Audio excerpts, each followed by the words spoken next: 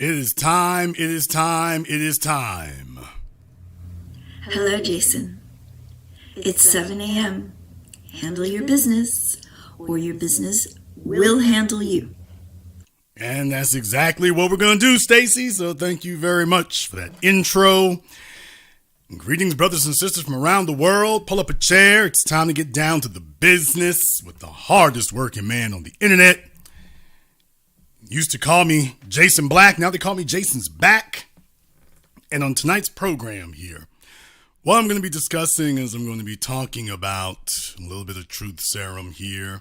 Because we got a little bit of time, I'm squeezing in between. Whole lot going on, but really felt like it was essential to delve into this. So what I want to discuss here is a couple of things I didn't get to touch on very heavily on the last program, but it's time to do it now. And first and foremost, I had done something here. As you know, I try to give you some graphics and some things that will help you to conceptualize this a little bit better. And I showed something that I called the female fantasy wheel. And make a long story short, this is the wheel of everything women want. And by the way, I'm starting with the women, but I'm going to end with the guys. Because we do not discuss dating, we discuss power dynamics. So I'm starting with the ladies, but I'm ending with the guys because we're discussing power dynamics tonight. And as you can see from the wheel, it very clearly says to you here, ladies, you can't have it all. So which two do you give up? And if you take a look at this wheel right here, this is the definitive 6 attributes that women as a group demand to have in a man. This is the wish list. This is the dream list right here. And fellas, you need to pay attention because you need to know exactly what it is. It's not just one thing. It's not just, are you handsome and rich? Are you cute and got money? There's a number of different things that females want. And as you can see from the list here, you have handsome, sensitive, rich, intelligent, assertive, which would seem to run counter to sensitive, and faithful, which may run counter to rich or handsome, depending on how you look at it. Might run counter to intelligent. But you can take a look on here and see these are the 6 things. Well, it's unrealistic to expect you're going to get that in one package. It ain't happening. It's what every woman dreams about, but it ain't what's going to occur. Not what's going to occur. So what I did was I went on my Facebook page and YouTube. We're going to talk about just Facebook in particular here. Went on my Facebook page and I asked the ladies. I said, ladies, go ahead and tell us what it is you're going to be, which of the 2 attributes you're going to give up. What are the 2 you're going to give up? And I went and I asked them about that. Got quite a few responses. And what I'm going to do is I'm going to go ahead and show you the results of it. These were the results of the attributes that were given. 16 of the women said that they would give up sensitive. 11 said they would give up handsome. 7 said they would give up faithful. 2 said they would give up rich. We're going to come back to that one. 1 said that she would give up assertive. So I guess she's looking for Devin Franklin. But in any case, that was what they said. I'm calling tonight's program Truth Serum because I want us to go down the list here. I ain't putting nobody on Front Street. I just feel like this is a teaching moment. And this is an opportunity to teach and educate about a few things. So now go down the list here. You notice from the beginning, very first one, they saw what it said. Let me redefine what's on here so that I can abide by it. I don't want to abide by what it says, so let me redefine it so that I can keep it. Well, handsome, but so she's willing to rule out handsome, but I think she meant to say attractive. Well, he can't be ugly. No. If you say that you're going to rule out 2 of these attributes, that means it's completely off the table. His looks are off the table altogether. But you notice you're going to find quite a few of them here and on YouTube tried to do the same thing. That they would name an attribute and then that they would give up and then immediately try to redefine it and say, well, can I keep 80% of it? Or can we redefine this? So I'll give up handsome as long as he's attractive. No, you're giving up looks altogether. And they understood this. It's just, well, can I have it both ways? No, you can't. Going down the list here. Shar, a.k.a. Trap Queen. She said she'll give up sensitive and faithful. Yeah, because them trips to the Bahamas in that bikini ain't gonna pay for themselves, so, hey, do what you do. She said, I'll give up sensitive and faithful. I like a mean anyways. Well, she wants them productive, so she's got her priorities in order. Down here, Coach Courtney said handsome and sensitive, then deflecting. She was doing okay, then she decided to start deflecting. What's on the male fantasy wheel? None of your business, really, but you notice they can't just go ahead and answer. What about the men? What are they going to give up? Well, I did her a solid and I answered it. And I said, for men, pretty, respectful, and personally accountable. Those are the three things that a man looks for in a woman. Unfortunately, you can only get two at most. So it's not really a wheel, it's more like a seesaw. So in any case, then she starts trying to decide for men. Ladies, this is why women cannot coach other women. Because the first thing they try to do is interject what they want. Well, there has to be more on men's fantasy list than this. LOL, like natural beauty, nurturing, intelligent, Claire characteristics. Didn't I say pretty? I already covered that with pretty, but she wants to redefine pretty so she can say, oh no, you're just like us. No, men only require a couple of things. You can't sit up here and make this a female problem. Men only require a couple of things. You're not going to turn a female dilemma into a male dilemma. Nope, that's just you with a laundry list. For the men, nah, we're good. We're minimalists. We are uncomplicated. We really are. And furthermore, everybody knows it. But they have to try. Sad but true, they got to try. Monica said sensitive and faithful. Will throw handsome in also. I think you mean out, but anyway. She's like, she can give up sensitive, faithful, and handsome. She's willing to give sensitive, faithful, and handsome. So long as he is intelligent, assertive, and paid.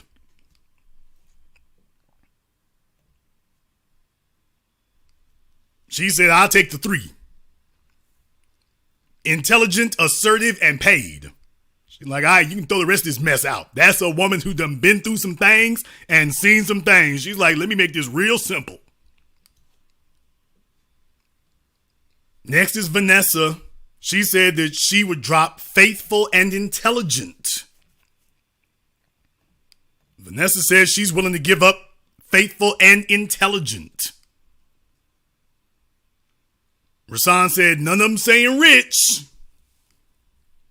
Don't worry, stick around. Antronette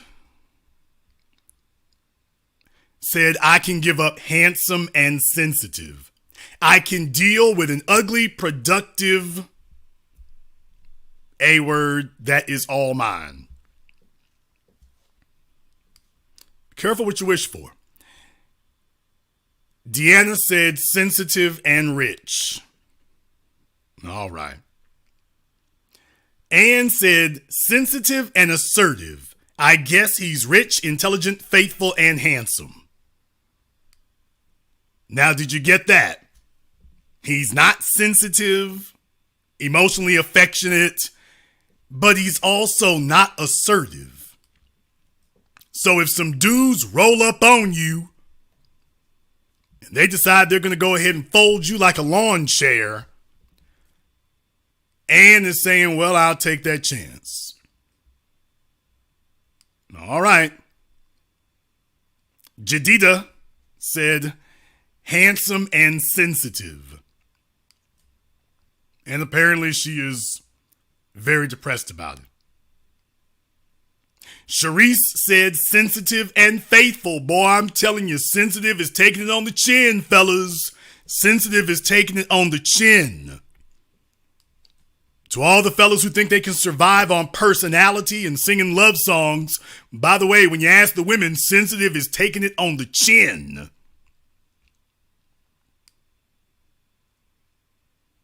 Joe Goatee said, my sister says she'll give up sensitive and handsome. I'll give him the benefit of the doubt. Leia Nicole, she was kind of all over the place with what she was saying here, but I think she was trying to say sensitive and rich because she's like, I'm poly, so I guess technically faithful doesn't matter to her already. Okay, but she was kind of all over the place, but I don't know why I would need sensitive, so that's the first. I'm too goofy for that. Handsome next. In the very least, all my friends haven't found my partners attractive, but I do, so I don't know. Then rich and faithful. I'm poly, so I mean, I guess technically, so.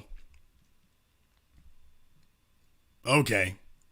I just don't need monogamy, and he doesn't need to be rich, but definitely stable. No.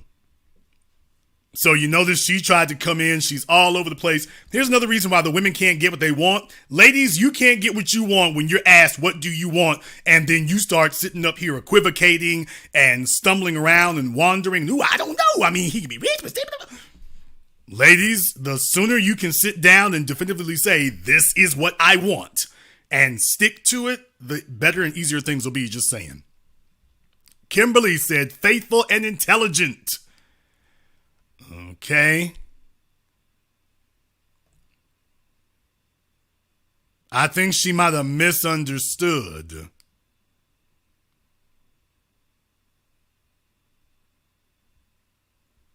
I think Kimberly might have misunderstood the question. It was which two can you do without? So, Kimberly, I think you misunderstood. Reading is fundamental. Michelle Mitchell said, handsome and rich.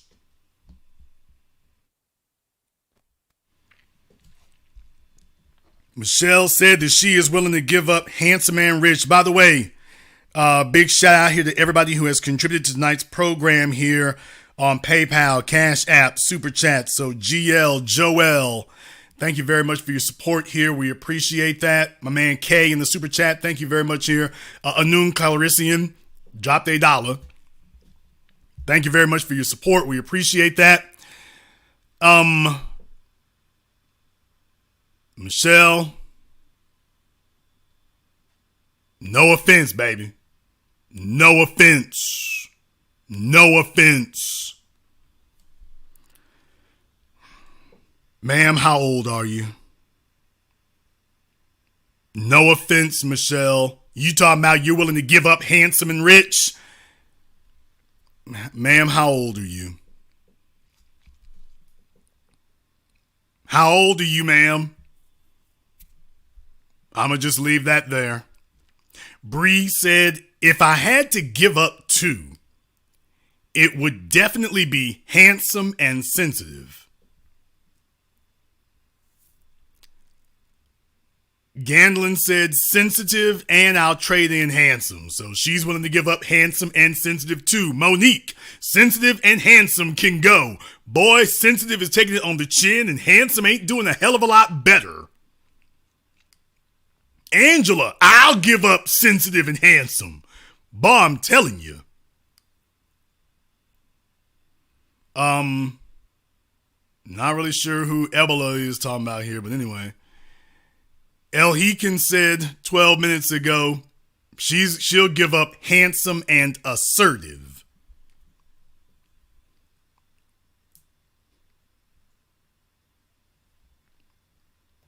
So when you get down to the numbers here, essentially, this is pretty much what you're ending up at.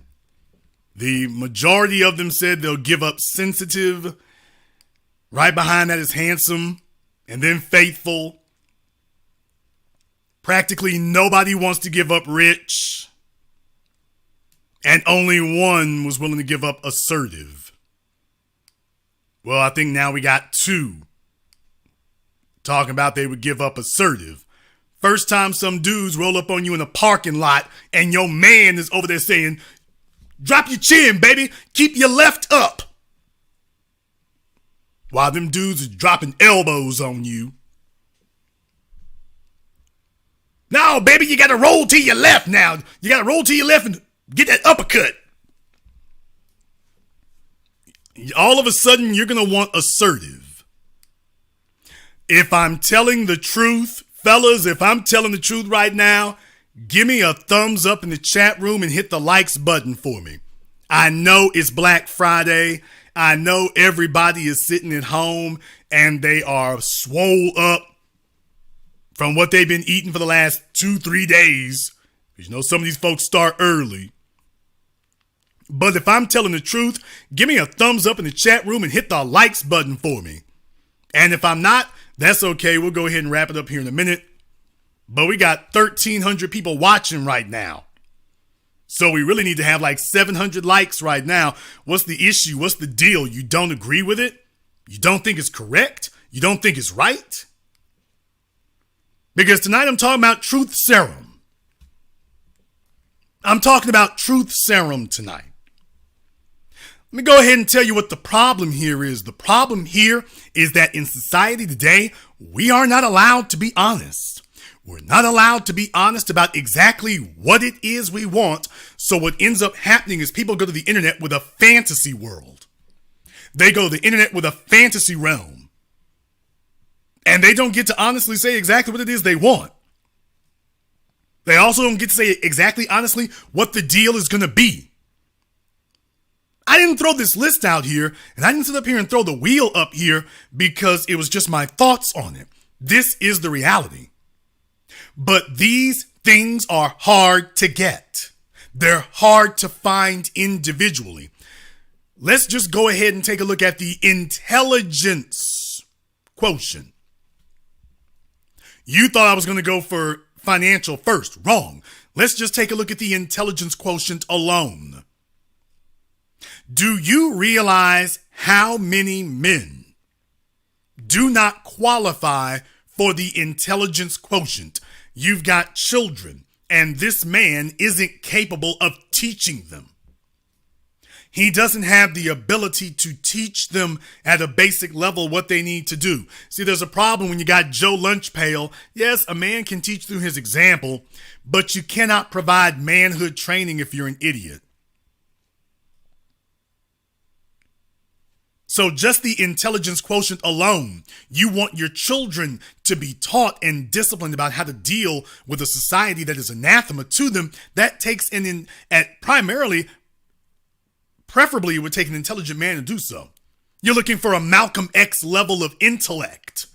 A man who can tell your children when something bad happens to them, he can give them the background on why it's happened to them. So they can start having their expectations set properly. That's something to keep in mind.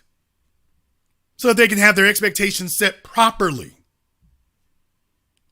And they can understand exactly what they're dealing with and why. That is why intelligence matters. But most men don't qualify for that. You see, it takes intelligence to build a record of accomplishment, and that leads to the next attribute, assertiveness. Once you've gained confidence, you can now be assertive. You know why? Because a person can assert themselves when they are confident that they can handle the situations that they're going to run into. So when a person has intelligence, they've got a storehouse of knowledge. And when they have put that knowledge into action, they now have confidence, which leads to assertiveness. He's no longer following other people because he's looking at the other folk around him. And understand how the male hierarchy works. Among men, male hierarchy works very simply put. When we see a man who is leading, then we fall in line behind him if he's got superior knowledge and experience. Men don't really fight and jockey for control unless the leadership is incompetent. But when men have determined who is the most competent male, then what we do is we start working together. We don't challenge his authority. We respect his competence. Let me say this again to all the females raised by single moms. When men get together, we don't challenge the competence of a competent male. We support him. Once he's proven to us that he is the most competent, we're not catty. We're not backbiting. We respect it. Now, yes, of course, there will always be a bit of Darwinism. There will always be competition, and competition is a good thing so long as at the end of that, it is maintained and established why.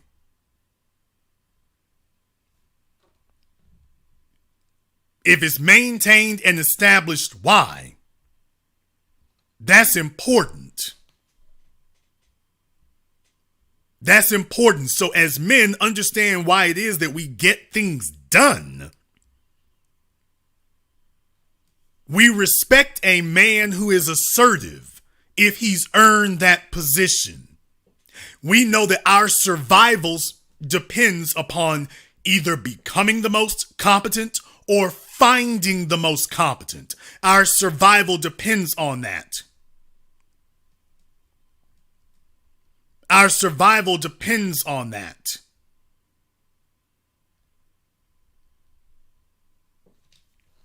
Next up here is faithful. Now, fidelity has its place. Fidelity has its place. A man should have allegiance. A man should have integrity. But the integrity that we show to other men is not the same as the integrity that we show to our family, is not the same as the integrity that we show to our woman when you define it as faithful. Let me ask a simple question here, ladies. And I asked this with the young women who were on last week, because a lot of you have never had this explained to you in a logical manner where you use some critical thinking. Would you rather have a man who's sitting next to you and, baby, I just love you and everything in your I would never look at another woman. I would never do that, baby. Would never do that with you, baby. And he makes $36,000 a year and he's happy doing so. You have his complete physical fidelity, his complete physical integrity, and he would never chip a fingernail to work harder than $36,000 a year, and he is happy and thrilled to do so. And he is looking for a woman who respects a man who rolls like that.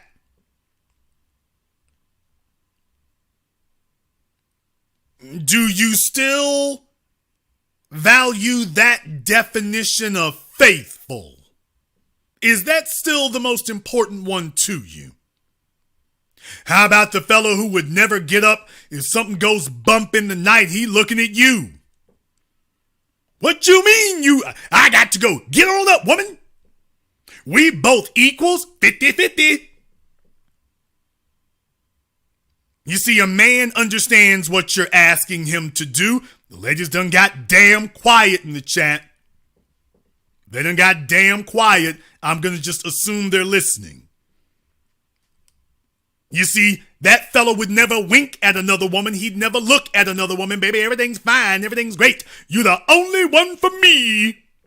something go bump in the night, or worse, let me tell y'all something. It's bad if you just hear something go bump. You know what's worse than hearing something go bump? Hearing voices. The only thing worse than hearing something go bump is hearing voices. Oh, hell, we done got real with it. Most of you chicks, you got baby daddies, that nigga would not scratch his nail polish for you. And your dumb ass got children by him.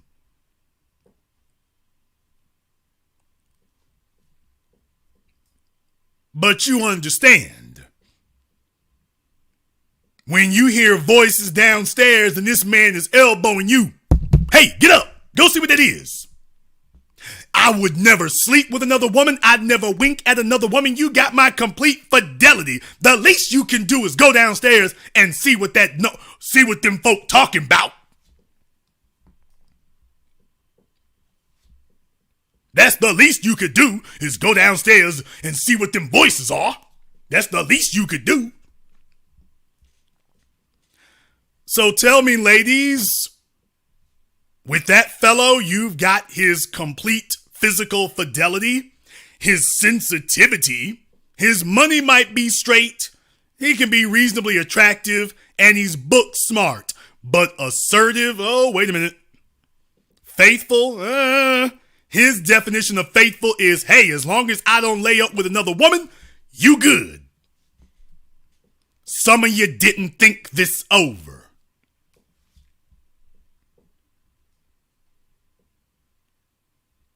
Do you still value that definition of faithful? Does that still have a priority for you still?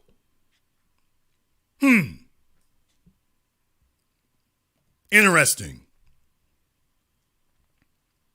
Next up is handsome. Now, let's be very clear. Handsome can have an aesthetic value. But let's also be clear, females, as they get older, they realize, I'll be damned. The cuter a guy is, the more he thinks he can trade on that. Boys learn this early. When y'all gas boys' heads up in school, that sticks with him for the rest of his life. When the girls in the classroom tell a boy that he's cute and he sees that he gets preferential treatment based on his looks, that sticks with him for the rest of his life. You're now effeminizing him. He says, I don't have to produce. I don't have to throw elbows and compete with the other boys. I don't have to do manual labor. I'm cute. ASAP Rocky, remember him on Breakfast Club? What are you talking about, Black Lives? I'm handsome. Which, by the way, all right. Not sure who told him that, but okay.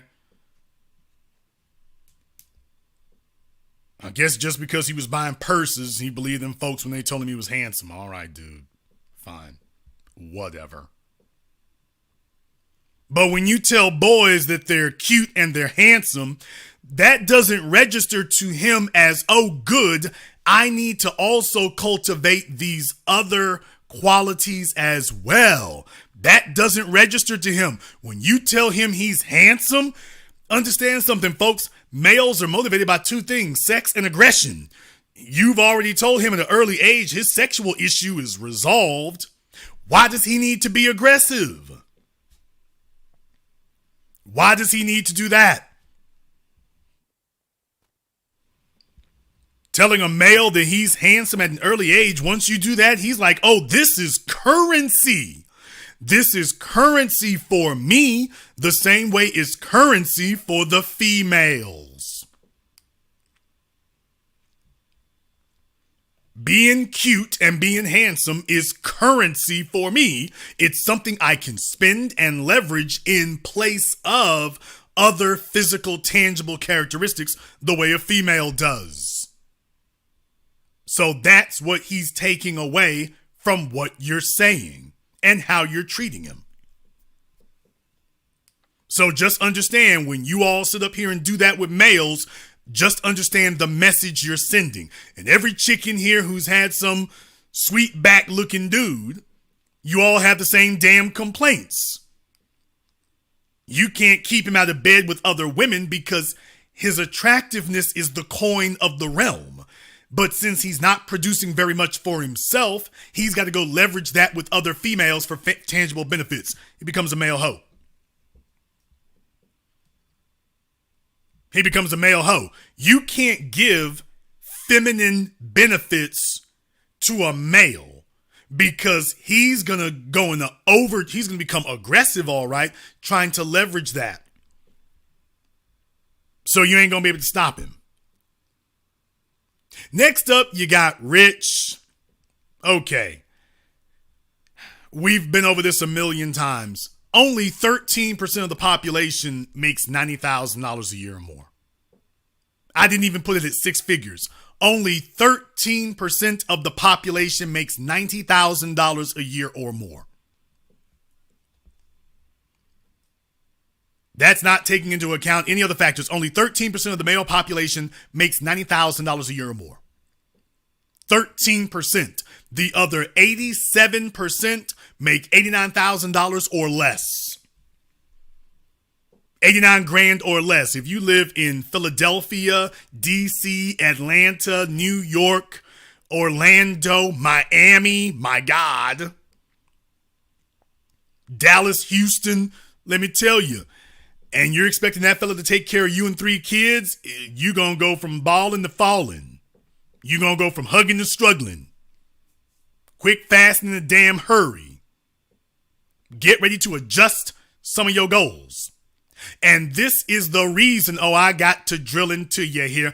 This is the reason why it is so important for bummy dudes whose money ain't right to get a dumbass, naive, narcissistic female pregnant. We're having truth serum tonight. We're having truth serum tonight. You see, when a fella's money ain't right, he understands I got to cuff this broad. So a fella who's got nothing to lose has no problem bagging you with as many children as possible because he understands he has just turned you radioactive to all of the men who actually are competitive and can provide benefits. He just turned your goofy dumbass radioactive. You are not anybody's prime choice, and he knows it. Every male knows it, and you know it too. So now you're just sitting there, carrying kids by Mr. Dusty Bummy, or worse, underachieving. See, the problem that you have here is that a female, ladies, can we just be honest? We're having some truth serum tonight. Females will believe that if they wish upon a star, that they can get, as long as she's having sex with a dude, he owes her something. Got to go ahead and remind you all about the unspoken truths. Those of you who are members of my Patreon, you've already seen my program that I did there about unspoken female truths. Females have unspoken expectations. Things they don't tell men. Well, guess what? One of the top female expectations is that a female feels that if she has been having sex with you, you owe her something for nothing, no other reason than the fact that she threw them legs up. You owe her something. She really does truly believe you owe her something, and not more sex. You owe her work, sacrifice, tangible benefits. Females believe that simply for the matter of fact that she threw them legs open, that she had other men she could have done it for, she feels that if she chose you, regardless of your lack of productivity, regardless of your lack of intelligence, this is irrationality on the ladies' part. Ladies trying to help you here. Y'all will sit up here and do this completely disregarding the fact that he's never demonstrated to you competence. He's never demonstrated intelligence. He's never demonstrated assertiveness. He's never demonstrated probably integrity, but he was cute. Well, if I keep having sex with him long enough, then I'll be able to influence him to cultivate these other characteristics. Having some truth serum tonight. Ladies, let's go ahead and tell the damn truth about it. In the female psyche, she truly believes that as long as she is having sex with a dude, that he owes her something. And that if she continues having sex with him, that gives her leverage and influence because she can't teach him to be a go-getter. But if I keep having sex with him, he's gonna figure it out. How to acquire all these other attributes. Isn't he a man? He's gonna figure out how to do it. If I lay up with him, he's cute and he fun to hang out with sometimes. He'll become a go-getter. If I keep sleeping with him, he'll just become one. Ladies, how many of y'all are screwed up in the game right now? You got 2, 3, 4 bastard kids. It's 10, 15, 20 years later, and you just watched the last train leave and pull out the damn station without you. Ladies, can you go ahead and have a moment here? We having some truth serum. Can I get the hand up emoji? Ladies, can you be honest on this Black Friday? Can you be honest on this Jason Black Friday? It's Jason Black Friday, y'all. Ladies, can you give me the hand up emoji if you got caught up? Can you be honest? You thought you were going to sex that man into becoming a producer. You were like, as long as he was cute and the other females wanted him, well, let me just lay up with him. He'll figure it out eventually. Can you be honest for a minute and just tell the truth about your situation? I said hand up, not thumbs up. Oh, the ladies are being dishonest tonight. The ladies are being dishonest tonight. Ladies, this isn't going to help you. Not going to help you. All these single moms running around here, come on now. Tell the truth. Okay, we got 1 or 2. All the rest of them are sitting back, fronting and capping. Okay. All right, we got three little old lonely hands. Everybody else is acting like they're straight. 3 little old lonely hands. All right, ladies. Shout out here to Jerome M. Thank you very much, brother. We buying in for some likes. We appreciate that on the super chat. Larry's Anything Goes LLC. So, ladies, you do all that, and last but not least, sensitive. This, and the reason why this one keeps coming up is because this one is a contradiction. You're looking for a man who simultaneously embodies masculine and feminine traits. Now, that doesn't mean you necessarily got to be with Conan the Barbarian. But the point here is when females say sensitive, they talking about metrosexual, and then it becomes a battle about who's going to be more sensitive. There's the issue. Sensitive is one of these things that can't really be defined. Like love. And the problem is, the more sensitive a man becomes, the less assertive he has to become. Because how you do one thing is how you do all things. This idea that you're going to turn a man into a chimera, look it up. The idea that you're going to turn a man into a creature that doesn't naturally exist in nature, this is delusional. No, you cannot have it all. That's the reason why you see sensitive diametrically across the wheel from assertive. The more you have of the one, the less you'll have of the other. It's cute for y'all to sit up here and turn on, your Johnny Gill and your Luther Vandross songs. That's cute for you in your damn bedroom. But that's not reality. And I'm talking to the females right now who are in their 20s, maybe a few of you in your early 30s. Y'all are going to sit around, you going to mess around and listen to some of these older chicks who they're out of options. They don't have the options. But you're going to listen to them. And rather than focusing on the things you need, you're going to be trying to sit up here and grab you some mythical, magical unicorn. And that's silly because you've only got a limited window of time. You've only got a limited window of time in order to find a man who is going to be financially invested in you to the point that he is willing to allow you to stop working so that you can fulfill your motherly instincts. Let me ask a question here. How many of the females listening to me right now, you sacrificed motherhood and wifehood listening to silly ass old women tell you that you can engage in hoe house behavior and there would be no consequences? Now you're looking around for your producer, you're looking around for your dude, and all you see in front of you is the 1,000-yard stare of a lifetime of work.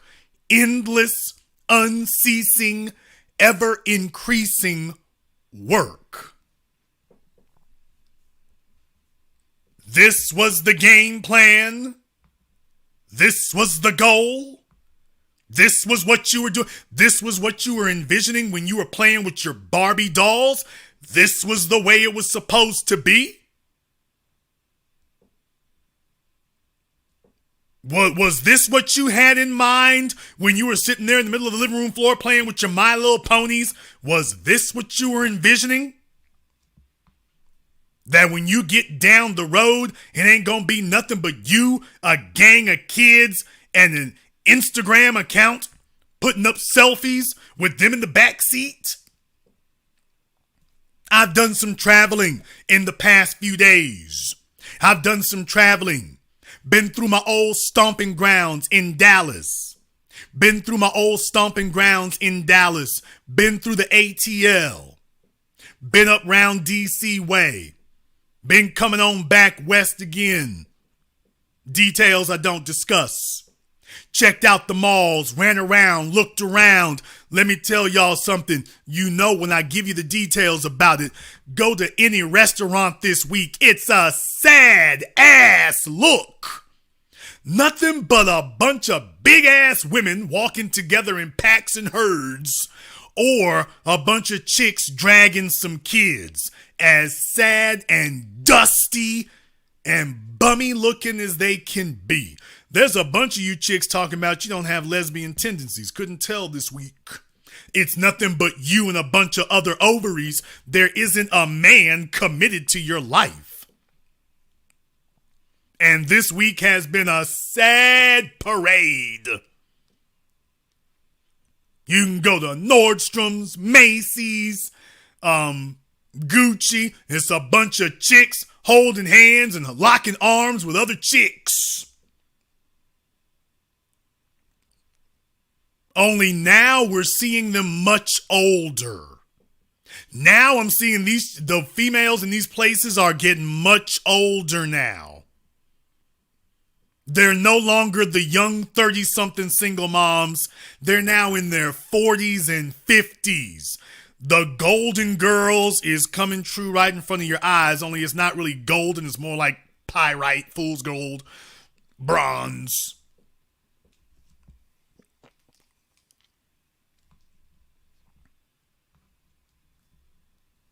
Because once you get a certain age, you can't drag no kids with you. How many of you females listening to me right now, you're in your late 30s or 40s and you hanging out with another gal and you really can't even stand this heifer like that, but you don't have a man and the kids are grown, so it's you and her having to tolerate each other.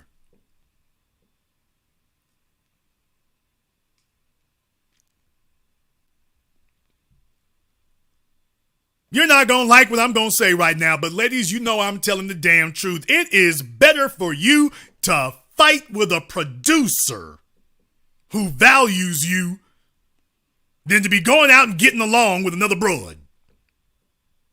And if somebody has to explain that to you, if somebody has to explain that to you and convince you and argue with you, just understand there's a reason you don't have a committed man sitting next to you right now. There's a reason for that. Holiday season, get out your own damn credit cards.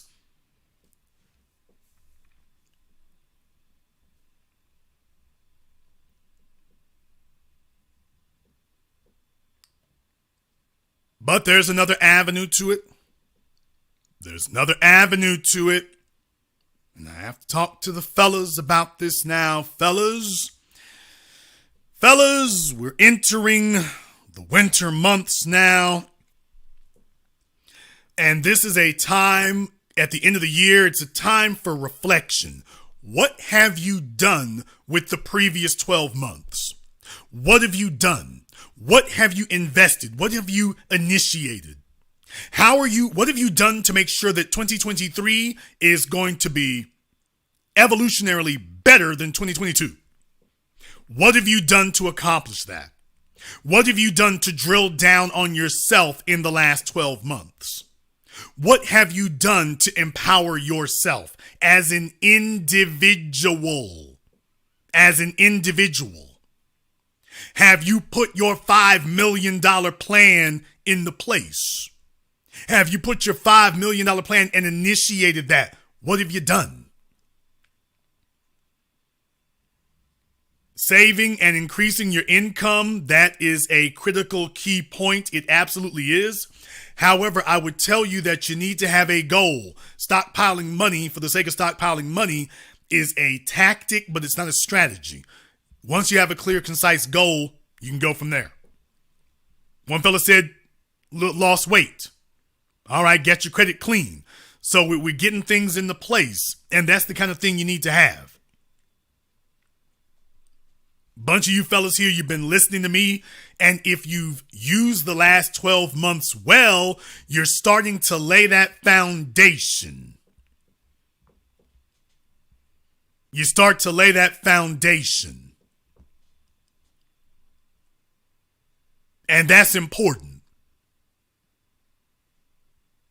Because those are investments in yourself. That is how you benefit the people around you. Understand something, as a man, you don't go around filling out no damn Santa Claus list. What you do is perfect yourself, improve yourself, bolster your position so that anybody in your proximity is benefiting and is evolving simply as a side effect. Other people's lives should be upgrading simply as a side effect of having proximity to you. Let me say that again. You don't have to give out a damn Santa Claus list of presents. Other people's lives should be benefiting and upgrading merely as a consequence of having proximity to you. Just like you got dudes who your life gets worse the closer to them you get. If you're a man who's building yourself up properly, other folks' lives around you should be improving merely as a consequence of being around you. Merely as a result of that. So what I want to do here is tell you that we're going to have some truth serum here tonight. Fellas, drop the damn talk. That's the number one piece of advice that I want to give you going into 2023. Master P said it decades ago and it's still true today, because this is how we do it in the boot. Don't talk about it, be about it. Stop telling people what the hell you gonna do. Just get down to doing it. You see, what happens with young men who are aimless and wandering is that when they start to gain what to them qualifies as intelligence, then they become individuals who get used to talking and talking and talking and talking, and everything becomes discussion. So he transforms his knowledge into a physical accomplishment in his mind. Well, the fact that I can discuss these things and discuss my theories of what can happen and my theories of what to do, well, that is an accomplishment in and of itself. And what I'm telling you is that's the number one bad habit you must break. Stop talking about it, be about it. Let me tell you how many things fall into place when you do that one thing alone. When you are a person who is defined by his actions, not his ability to sit there and talk about what he gonna do. Let me tell you right now, pookies are built on what they gonna do. A pookie will run their damn mouths forever about what they gonna do. Hope I don't sit up here and blow my cover. What I'm going to tell you is spend a little bit of time in a nice place. Got a chance to go look around. But of course, when you got a nice place, unfortunately, it attracts individuals who haven't done what they needed to do. So they want proximity to those people. And found this brother out there somewhere, and he's down on his luck. He's getting up in age. He's up on me trying to get a few dollars. I'm letting him know it ain't your time of year. Dude goes into his sob story. He's telling me about how things used to be and it used to be popping. I ain't kicking somebody while they down, but here's the thing. He then busts off into telling me that he'd been trying to be with a chick now for about the last decade. And he said, the problem is these women today. The problem is the women today, he said. He told me that the problem is the women today. That the women today just ain't ready. That the problem is he's having trouble finding a good woman. Now, folks, I ran into him on a park bench. I ran into him on a street corner. And he's telling me that the issue is that the women, he's having trouble finding that the women is having trouble finding a good woman. I'm like, brother, you on the streets. You're not a young man on the streets. You're an old man on the streets. So I asked him a basic question. I said, what are you offering?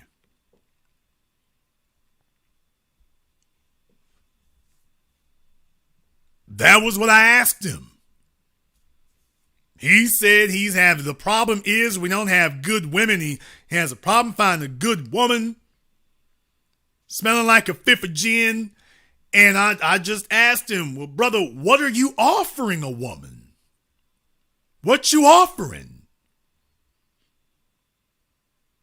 Because I'm looking around right here, right now, and I'm like, so you want her to go half on your bench?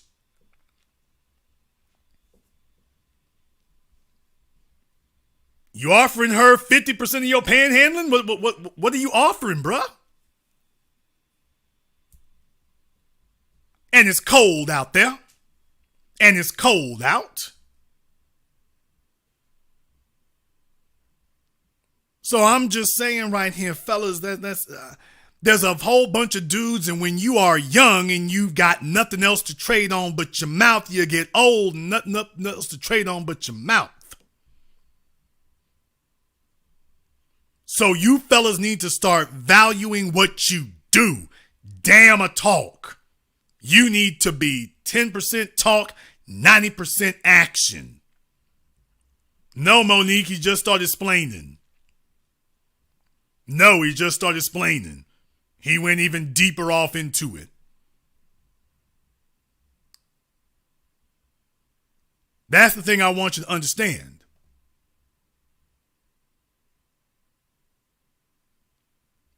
That's the thing I want you to understand.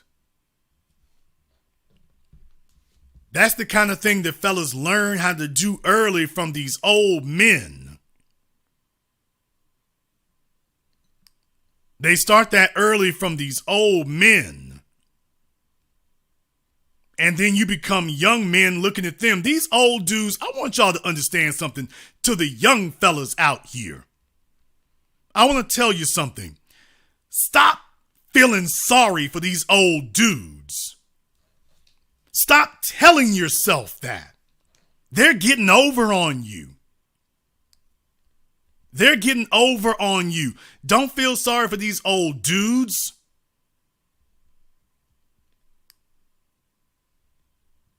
These old fellas had the same opportunities you had. As a matter of fact, they had more. Their dollar 20, 30 years ago was worth 2 or 3 times what yours is today. Go ask them how much their house cost and then see what the cost of that same house is for you today.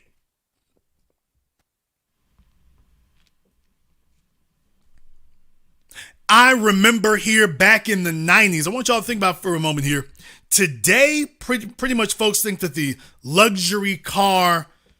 luxury car range starts somewhere around $50,000 or $60,000. I would put that number at $60,000 now, because the average car transaction price today is $48,000, with inflation being what it is, out of control right now. But typically speaking, right now today, they say the true luxury car range starts at around $50,000 to $60,000. $50,000 to $60,000. If you're dealing with your regular cars, usually the top of the line model, that's for passenger cars. When we get into SUVs, the profit margins are different, but technically speaking, true luxury cars are going to start somewhere around $50,000 to $60,000 to start, which is the median income in America. Now, here's the thing. How many of you remember back in the early 90s? Let me go ahead and get in the Wayback Machine. Let me get in the Wayback Machine and throw something at you. How many of you remember in the early 90s? Remember when Infiniti started? Remember when Nissan started their Infiniti luxury car line? And remember they had the British cat, this British dude who was doing their commercials, and Infiniti introduced their flagship model, the Infiniti i30. Remember those commercials? Back from the early 90s, the Infiniti i30. Remember when they debuted the i30? This was Infiniti's brand new flagship model. This was their top of the line. This was going to be their bench-sitting flagship model, the i30. You can go look up the commercials for it on YouTube. When they introduced the i30, remember that commercial with the British dude? And remember what he said. He said, introducing the incredible Infiniti i30. A lot of people ask, why would you pay $30,000 for a luxury car? Introducing the incredible Infiniti i30. Remember that? He said the name of the car, but he also said the price. This was in the early 90s. This was in the early 90s.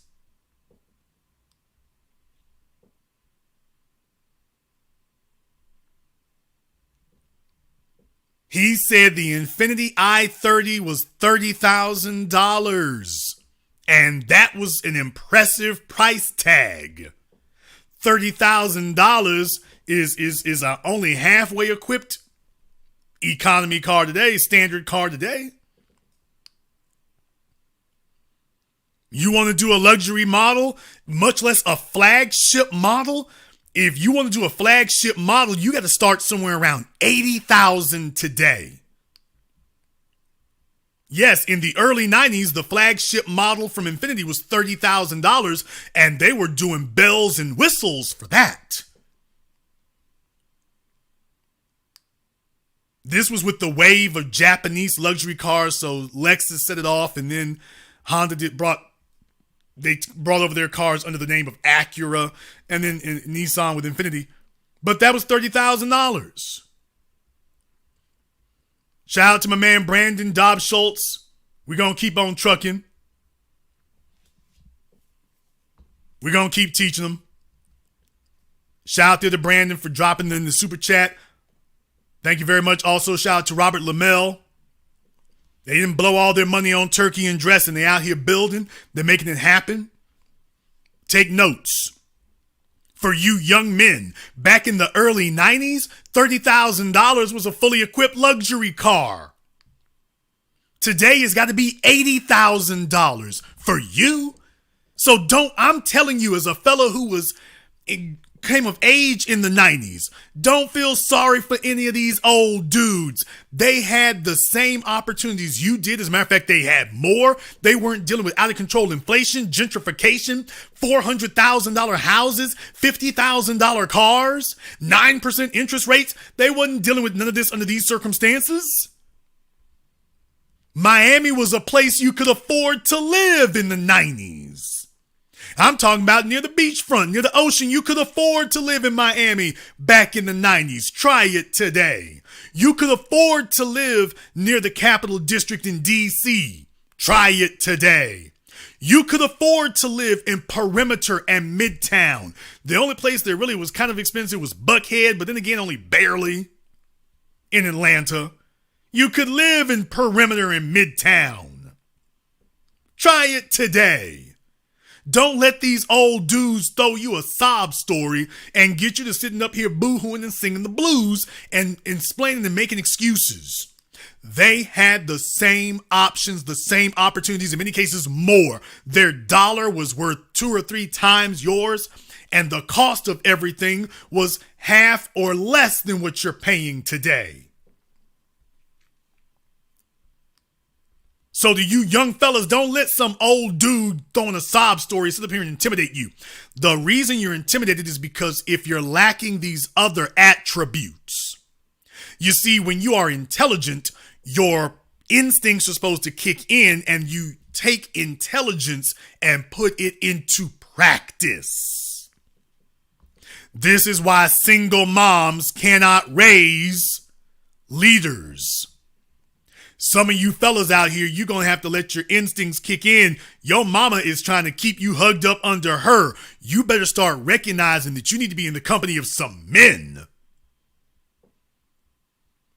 That Xbox controller in your damn hands isn't going to do anything but ensure that you booed up with your mammy for the next 30 damn years.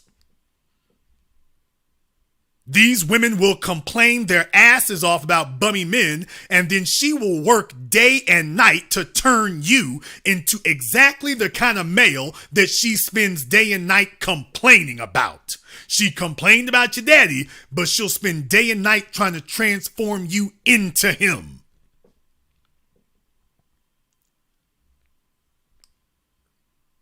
So you see, with the daughters, they raise the daughters. They have standards on the daughters. They have requirements on the daughters because she wants to get your little hot ass out the way because she's trying to figure out how she can get back to the sexual marketplace. Last thing in the world she wants is a man walking in the house and seeing what she used to look like 20 years ago. So as soon as the daughters come of age, oh, your ass got to go now. Some of you had to go before you came of age. Ladies, if I'm telling the damn truth, if that is your mama, I'm talking about, give me that double hands up emoji in the chat room and testify. If I'm telling the damn truth that that's the way it is. If you mess around and you raised by a single mom, if you are a female and you're not a size 16, this is why you got so many women today, they're 40 or 50 years old and they feed their daughters like slop hogs. She doesn't want to see you being a young, sexy, sporty version of her. You fresh out the oven, just turned 18, 19 years old. She ain't trying to see that. She knows damn well I can't bring no man around you. Because she doesn't trust the man. She doesn't trust him. She doesn't trust any of them. You know why? Because she understands, I'll be damned, bring you around, that man can get a better deal. He can get a better deal. And she knows it. Why would a man invest in a 38, 39, 40, 41, 42, 43, 45-year-old female? What kind of future are you offering him? He can put half the resources into your daughter and he can finish mold. She's actually at an age where she can be molded and shaped if he chooses to go that route. So you damn right, mama's like, oh, hell no. She doesn't trust that man and she damn sure doesn't trust you. So yeah, as soon as you come of age, all right, your ass got to go. Go to college, go to school, go get you a job at a state, whatever the hell you need to do, you got to go. So the daughters are taught how to be assertive. The daughters are taught how to be aggressive. The daughters are taught how to get the bag for themselves, or at least are encouraged because they don't actually get the bag. They're taught to do that. The boys, on the other hand, are allowed to sit around because mama is scared to death of what's going to happen. He picks up a video game fetish, and then, now the ladies are going to resonate. Fellas, I started with the ladies tonight. I told you I was coming to you. Ladies, how many of you have met Mr. Xbox Expert? Oh, let me see. How many females are over the age of 30 and you have dated or been involved with Mr. Xbox Expert? That you had a chance to take a look at his life and you realized the only thing he was really an expert at was playing video games. Throw me that hands up emoji in the chat room if that's you, ladies, if you've been there and done that. If you've lived that life, throw me the hands up emoji. Let's testify. This is Black Friday Truth Serum. Period. Got the hands up. Come on now, ladies. Tell the damn truth. You know full damn well you was laid up with an Xbox expert. You can tell the truth. Stop fronting. You can tell the truth. You can tell the damn truth. There's too many of y'all struggling for it to be a lie. It's got to be most of you. It's too damn many of you struggling. Amazing Amy, girl, you done been through the most. I'm not trying to put you on Front Street, but baby, you done been through the most. I couldn't help but notice. Not trying to put you on Front Street, but I couldn't help but notice you've been through some things. Shout out there in the chat room, the 5 Hero Dr. Black, Mike Check Productions. We appreciate you supporting us here. Ladies, I'm just trying to tell you, your story is not rare. And to the fellas listening, it seems like fun and games, but can we just be honest? Fellas, those of you who've been sitting up here fooling around with the damn winosphere, I mean the manosphere, all this damn time, can you just be honest? It's because your act wasn't together. Can you honestly sit here and say your act is fully together and those are the complaints that you have? Can you truly say that? I want to say something else right here. To the fellas listening right now, I want to tell you something. Women watch the way you move among other men. Are you taking notes? Women watch the way you move among other men. A woman is watching the way you move with her, sure, but she's also peeping the way you move among the other men. Now, if you were raised by a single mama, she doesn't know this. She can't articulate this. She does it, but she can't articulate it to you.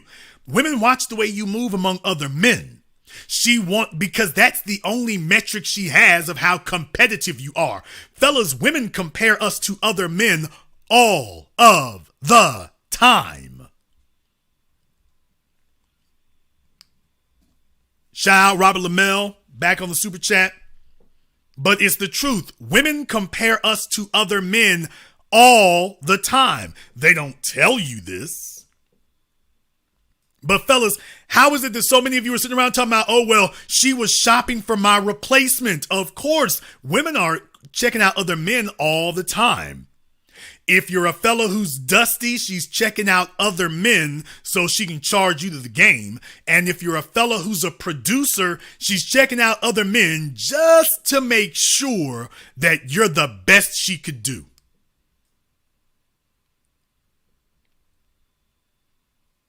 She's checking out other men just so she can be certain and be sure that you are the best she could do. So periodically, she got to do a mic check. Is this thing on? Periodically, she got to check the mic to make sure that you're the best she could do. To make sure that she didn't leave any money on the table. It is what it is. Go ahead and get somebody else to lie to you. And understand what the reasons actually are and what the motive actually is for it. Now, here's where women get stupid. A woman becomes stupid when she's got the best she can do and she keeps looking. Ladies, Instagram, Snapchat, Facebook, all of these have been hyper-calibrated to appeal to the darkest, densest, and worst aspects of female nature. They have learned how to appeal to a woman's Achilles heel. Most folk call it ego, but the proper word is vanity. These things are created for the purposes of appealing to your... Do you all think that Snapchat and Facebook, or is it Instagram, do you think that they have, or your cell phones, do y'all think that these things come by default with skin smoothing filters for the men? Ladies, let me ask you a question, right? Do you really think that those skin smoothing filters that they use, that they now is standard on Snapchat, Instagram, and on all your cell phones, you think they put those in for the men? Do you think there's a single man who knows where it is or cares?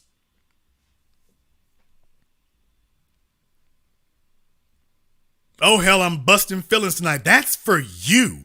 They're appealing to your vanity. Now, if that's the level of thought that these websites and apps have put into appealing to female vanity, what else are they doing? How much more of it is calibrated that way?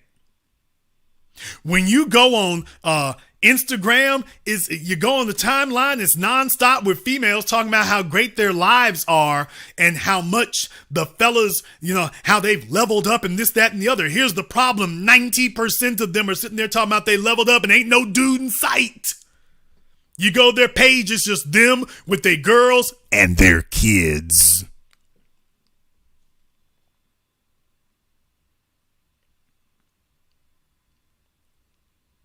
They're sitting there on Instagram with pictures of nothing but them, their girlfriends, and their children. Do you understand where the malfunction is what I'm trying to tell you. Do you understand where the malfunction in that is? You're being sold. Now, it's one thing to be sold. It's another thing not to even realize you're being sold. You've been sold. So recognize that you've been sold and be a little smarter. But ladies, identify when you have got the best you can do. Jason, when I found the best I can do, what do I do then? Cash in your chips and leave the damned casino.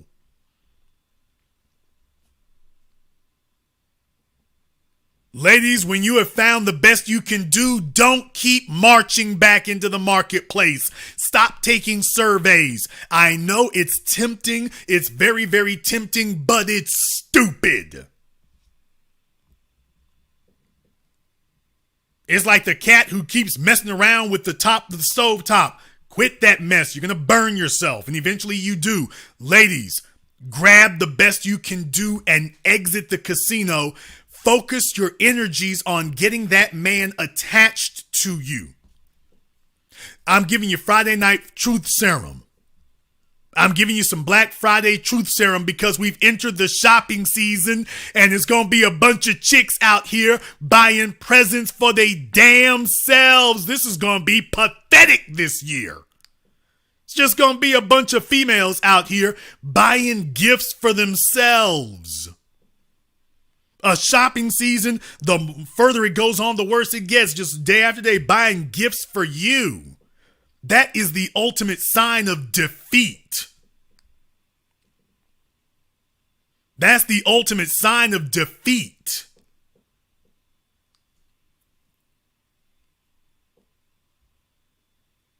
Let me explain to you why. Ladies, get out your pens and your notepads. Your job does not have any intrinsic value to you for you. I've explained this before. Let me explain it again. Your job, to my patrons, I've explained this to them now probably a year or so ago. A woman doesn't have intrinsic value anywhere on this planet. You all have heard people tell you that as a person, you don't have intrinsic value. You heard Kevin Samuels tell you that you do not have intrinsic value. That a woman doesn't have intrinsic value. I'm telling you that's wrong. That is incorrect and that is wrong. There is one place where a woman has intrinsic value. It isn't a job, it isn't her girlfriends, and it isn't to herself. It is to a man. There is one place where a woman can achieve intrinsic value. Only with a man. A job is constantly looking to swap you out. Your job is looking to get rid of you before you even signed up, and you know damn well it's true. A job isn't looking at, you have no intrinsic value. You can sit there and smile at the white folk and smile at the potluck and the Christmas get together and the Christmas party. You can go do that all you want to. You're not gaining intrinsic value. If they find a cheaper way to perform the job duties you have, that's it. You're done. That's it. You are done. If they find a cheaper, better way to do it, you are done.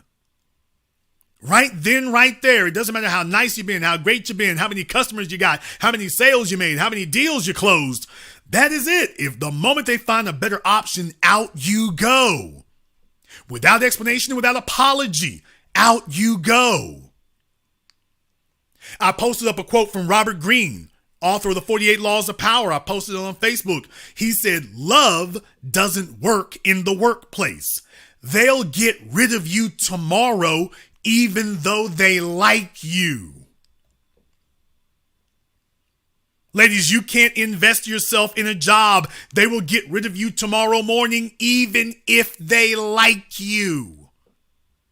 How in the hell do you gain intrinsic value with someone who is willing to toss you overboard, even if you've done everything they've said, and even if they like you, they're like, you know what? You're the person I like the most on this boat. I like you more than anybody else. You're swell. You're wonderful.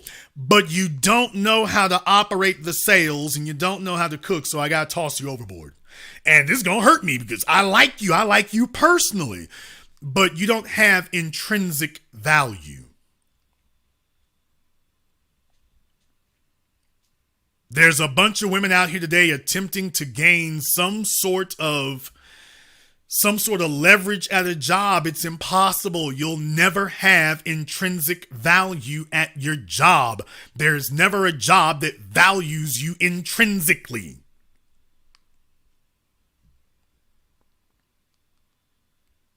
That will never work. So as a result, there's only one place you can get intrinsic value. You are investing yourself in a job, and then you're listening to a bunch of failed old women tell you ain't nothing wrong with you being alone. Y'all, let's just tell the damn truth. You haven't seen any happy women in their 50s by themselves. All of them are talking to themselves, mumbling in the corner, picked up some damn kind of habit, sitting around gossiping with a bunch of other chicks. They're not happy. You wouldn't want to trade lives with them. There's nothing about their lives that you want to trade in. All the genuinely happy women you know, they got a man carrying the slack for them. Those are the happiest, giddiest chicks you ever saw. Think about your entire life from the time you were in school to when you first went to work. The happiest women you knew were the older women who had a man at home holding it down. You know why? Because she had the same damn slogan at the job. I don't give a damn about this job. I got a husband. I don't need this job. I got a man. I can have children whenever I want to. I can quit whenever I have a man. He makes enough money for the both of us. Those are the most stress-free and the only stress-free women you've ever met in the workplace were the ones who had a man who could carry the slack. Those chicks are as chipper as you please. Go to any automotive dealership. They're either going to have some young females at the receptionist desk or they're going to have an older chick, and this is just a little old bull jive ass job she got. This is just a little old bull jive ass job she got because her man's got a real job. So he told her, you need to get some work so you can stay busy. That's another thing right there. Oh, I got to get into this right quick. Fellas, we going into the 21st century. We're going into the 21st century. And it's time for us to clear up some misconceptions. I taught you about the value of having a working, kept woman. Smart men have known about this forever. The day and age of the stay-at-home woman is over. Over. Completely over. Ladies, you've won. You're going to get exactly what you have fought for the last 6 decades. Congratulations. The gender war is over, and you have, the wage war is over. The pay equality war is over, and you won. Get to work. You fought for this. You argued for this. You gonna get the bag. Well, you gonna get to work. It is what it is. There is no longer an opening to be a stay-at-home woman. That's it. All the applications for the stay-at-home women have been pulled. The store is closed. The window has been shut down. There are no more. There's no more. That's a young woman's game. That's the thing I keep trying to tell you. Being a stay-at-home woman, that's a young woman's game. Young women can play that game. Young women can get out there and throw them elbows and make that happen. That's a young woman's game. You know your daughter all y'all chicks in your late 30s and 40s and 50s, you know your daughter that you worried about, that's the game she can play. You can't play that. Once you enter the workforce, that's it, ladies. That's a one-way ticket. So to the guys listening to me right now, let me tell you something. Update the lexicon. If you are a man who has become a producer, I'm telling you how it works. If you become a producer, that's the way it works. The way it is going to work now is that you can have a woman. Ladies, welcome to the era of the working kept woman. You're going to have to pay as you weigh. You're going to have to pull what you earn. But this idea that you just going to sit at home and sit back and look cute, that's your responsibility. My responsibility is to sit on the couch and look cute. I don't know how cute you gonna look working 60 hours a week, but okay. Because you're gonna have to pay for the couch. Ladies, that day is over. It's dead. Fellas, if I'm telling the truth, that the day and age of the kept woman, the stay-at-home wife, the day and age of that fellas are looking for a woman to stay at home. Fellas, that is dead and gone. If I'm telling the truth, put the tombstone emoji in the chat room. If I'm telling the truth, put the tombstone emoji in the chat room. If I'm telling the truth, that day is gone. It's dead. It's buried. It's gathering cobwebs. Ladies, y'all might find 1 or 2 fellas, but that's going to be it. Not going to be enough. And why is it not wanting to show them? YouTube is hating heavy. Okay, YouTube has a prohibition against the tombstone emoji? What's going on, YouTube? You hating on it. What's happening? The fellas are throwing up the tombstone emojis and YouTube is hating it. It doesn't want to show the emojis. Ladies, they're doing y'all a disservice. They're doing you a disservice.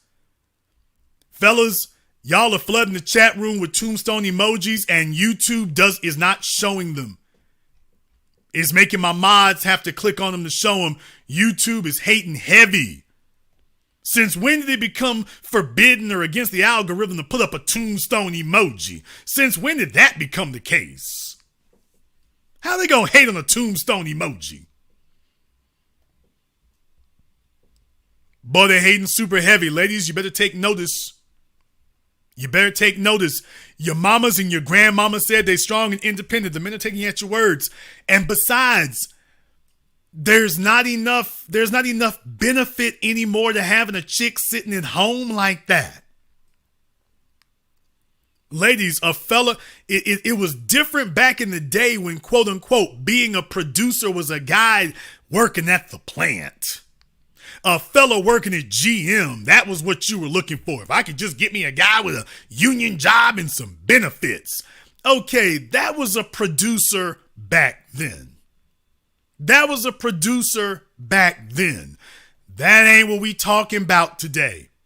A producer today is a different animal. That's not gonna fly today.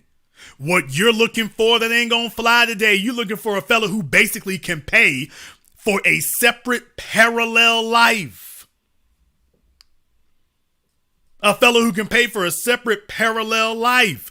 Ladies, that ain't a fella working at the plant. That's not Mr. working at GM. That he can't do that. He can't do that. So, ladies, I'm serving notice to the fellas going forward. Fellas, ain't no free passes. No free passes. What you do is upgrade her from where she is, but she got to be somewhere first. But I'm just warning you, if you grab a chick and you take them off the streets or whatever, and because here's what fellas think. What fellas tell themselves is, well, if I can just get her off by herself, then, and she's sitting at home, well, this is going to be reliable sex. There's a bunch of guys out there looking to try to set up just a reliable sexual situation. As long as she is sexually convenient, okay, I'll go ahead and pay for it. I'll go ahead and make her be home. As long as I know she at home. Fellas, a female today sitting at home is a time bomb waiting to go off. You can't sit a chick at home anymore. You can't do that. She's sitting on the phone on Instagram looking at every man-hating, disrespectful meme you can imagine. She's not sitting at home grateful. She's sitting at home looking at other chicks talking about, you know what, that nigga should be doing more for you. I want you to understand that's what's really going on. She's going to be sitting at home perusing the internet, gossiping with a bunch of other chicks, lying their asses off and telling her that you should be doing even more. She sits at home, doesn't have to work, doesn't have to lift a finger. You're giving her a shopping budget, and she's got chicks telling her you need to be doing even more. Why, he's only giving you $1,000? My man give me $5,000. She ain't got one, but they'll sit up here and tell you, all he bought you was a Mercedes C-Class? That nigga broke. Should have bought you a E-Class. That's what's going on if you got them sitting at home today. They didn't have these influences 40 years ago. You didn't have Instagram, Snapchat, and the worst women on the planet within clickability of your wife. We having Black Friday Truth Serum. 50 years ago, you didn't have the worst women, the most gossipy women, the most trashiest females. See, you could be from a small town in Alabama. You could be from a small town in Northern California. You could be from a small town in Texas and be okay. Now your chick's got connections to girls in New York, DC, Philadelphia, Atlanta, Chicago. Chicago, stand up. Y'all got the grimiest females. I ain't dissing you. They straight up with theirs. You know, I've always said that about Chicago. Chicago got a different kind of broad. Chicago got a different kind of broad. But 40 years ago, women understood where they fell in the pecking order. Women weren't expecting to get treated like a chick in Los Angeles. Los Angeles was an entity off by itself. Now every chick figure if she can pull up some girl who claims to be from LA, that her ass sitting in Mobile, Alabama, that she should get the Los Angeles treatment. Size 16, 3 bastard kids, and telling you that Lizzo is cute, I should get the Los Angeles treatment. You used to have commercials that said, Calgon, take me away. They don't believe in that anymore. They think they've already arrived. So fellas, it used to be you could leave a woman at home and there was a minimal amount of mischief that could be gotten into. Today, they've got every negative, destructive, contaminated, toxic, radioactive influence you can imagine within 1 or 2 clicks. 1 or 2 clicks. She can get on every social media network, Twitter, Facebook, YouTube, Instagram, Snapchat. And there's a bunch of chicks sitting up here filling her head with all kinds of ideas, telling her that she doesn't need to be grateful. If a woman isn't working, she won't be grateful. No, don't tell me about any exceptions to the rule. I'm not going to sit up here and tell these fellas to go looking for unicorns. Fellas, it is what it is. Pandora's box is open today. Your job is to be the best producer that you can be. And what you can do is if a female needs to be upgraded, you can add to that. If you want to take some days off her work week, that's one thing. Do what them fellas been doing all these damn decades. She can go get her little bull jive ass receptionist job somewhere if she wants to do that. That's okay. That's fine. But let's be very, very clear. If you just sit her at home, it's going to be devilment. It's going to be devilment today. The women are not sitting on Instagram and Facebook encouraging other women to have happy relationships. They're getting on Facebook and Instagram trying to tear up other women's relationships. Doesn't matter how good it is, they're going to tell you there's something wrong. As soon as she tells the other women, he's got me laid up good, everything's great. As soon as she tells them, but there's a couple of things that he doesn't want me doing because he doesn't feel comfortable with that. How you gonna let a man tell you what you can do? This big Gilbert Grape built bastard hoe is sitting up here by herself and your chick will be sitting there listening to her. She's got a man. Well, you got a man. So you're sitting up here with some anonymous individual on the internet you don't even know, but we're taking their word for it that this is how you need to treat your man. This heifer is catching the bus, and this dude got you riding great in the company car, and she's telling you what you need to change. You don't need to let that man do that. What?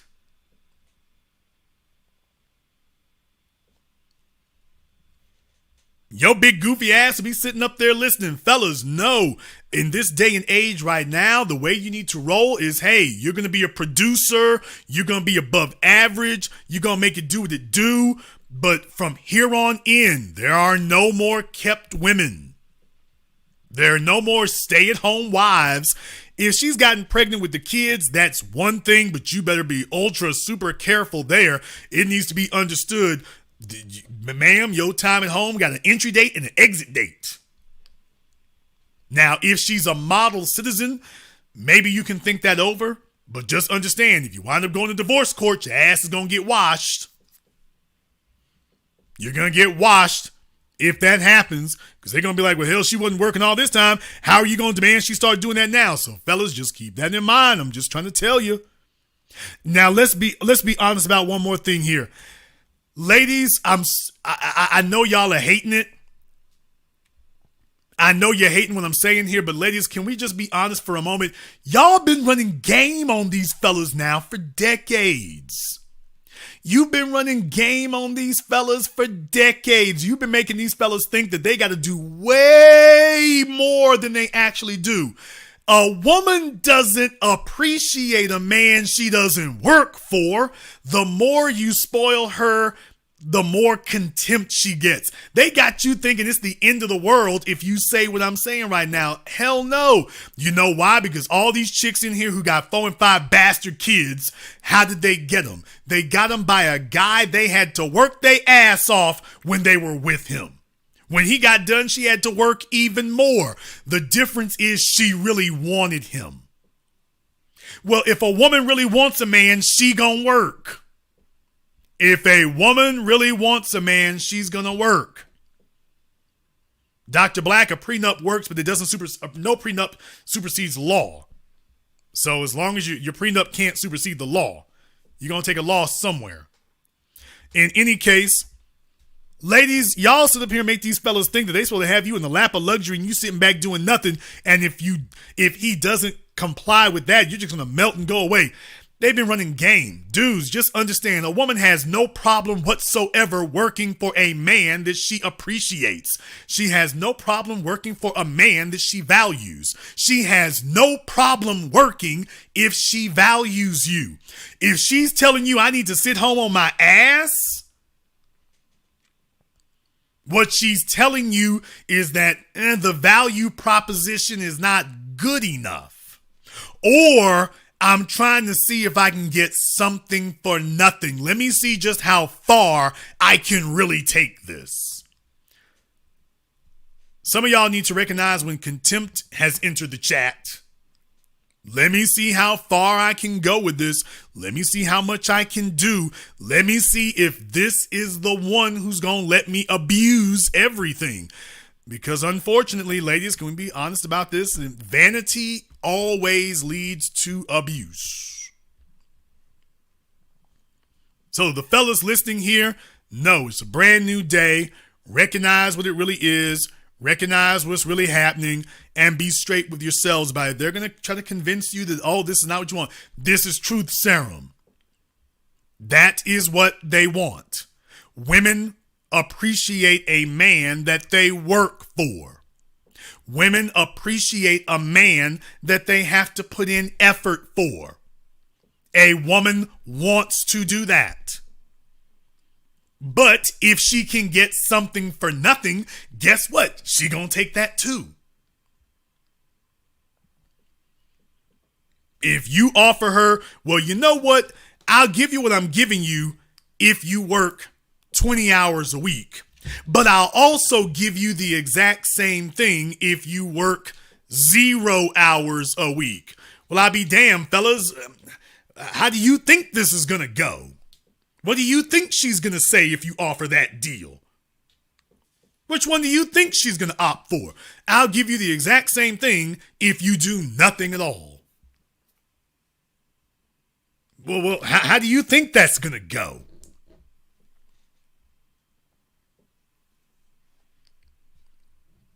So what I'm saying is that if you are a man and you are the bag and you are built and you bring to the table most of the elements that they're looking for, yeah, that's supposed to cost something.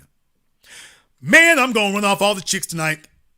I'm going to run off all the females tonight because they don't really want to hear this. Ladies, if a man is the bag, if a man is built, that's going to cost you something. If you've got a hold of a producer, he's better than the other 80%, 90%. You that damn lucky? That's gonna cost you something.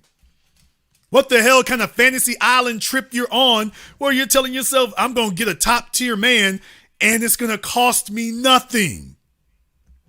It'll cost me nothing at all. I'm gonna get all the benefits. It's going to be all upside and it will cost me nothing. I'm going to get everything I've ever desired and everything I want out of it. And I'm going to get to just sit up at home and live some fantasy life and it costs nothing. Don't tell me about no damn cooking and cleaning. Unless this nigga's Fat Albert, ain't enough eating in the world for that. Stop trying to run that game too. If a man is valuable, it's going to cost you something. Your job is to get the man who is worth the effort. You know why? Because all of y'all sit up here with Pookie and Ray Ray and Mike and Lil Slug and Catfish and Cornbread. Sexual resumes disgusting as it can be, but when you meet a man who is the bag, then all of a sudden you trying to tell him he should get nothing. So Mike and Lil Slug could get whatever they wanted, but the man who's the bag, he's got to jump through hoops. Fellas, no, the more valuable you are, the fewer hoops there should be. It's like, no, baby, I gave you something worth working for. I gave you something worth working for. We're having some truth serum at the end of 2022. Because the game has gotten jacked up over the last couple of years here, and now we got to throw the game out, and I got to just give you the business. And I'm not talking about dating. I give no damns about dating. I am discussing power dynamics, and this makes some folks squirm in their seats because they can tell, oh, he's not talking about dating. He's talking about exercising power. Fellas, the more powerful you are, the more people should work for you. The less valuable you are, the less they should put in. Well, how in the hell is it that the more valuable you are, they're still not doing more? Vinny01, I see you in the chat.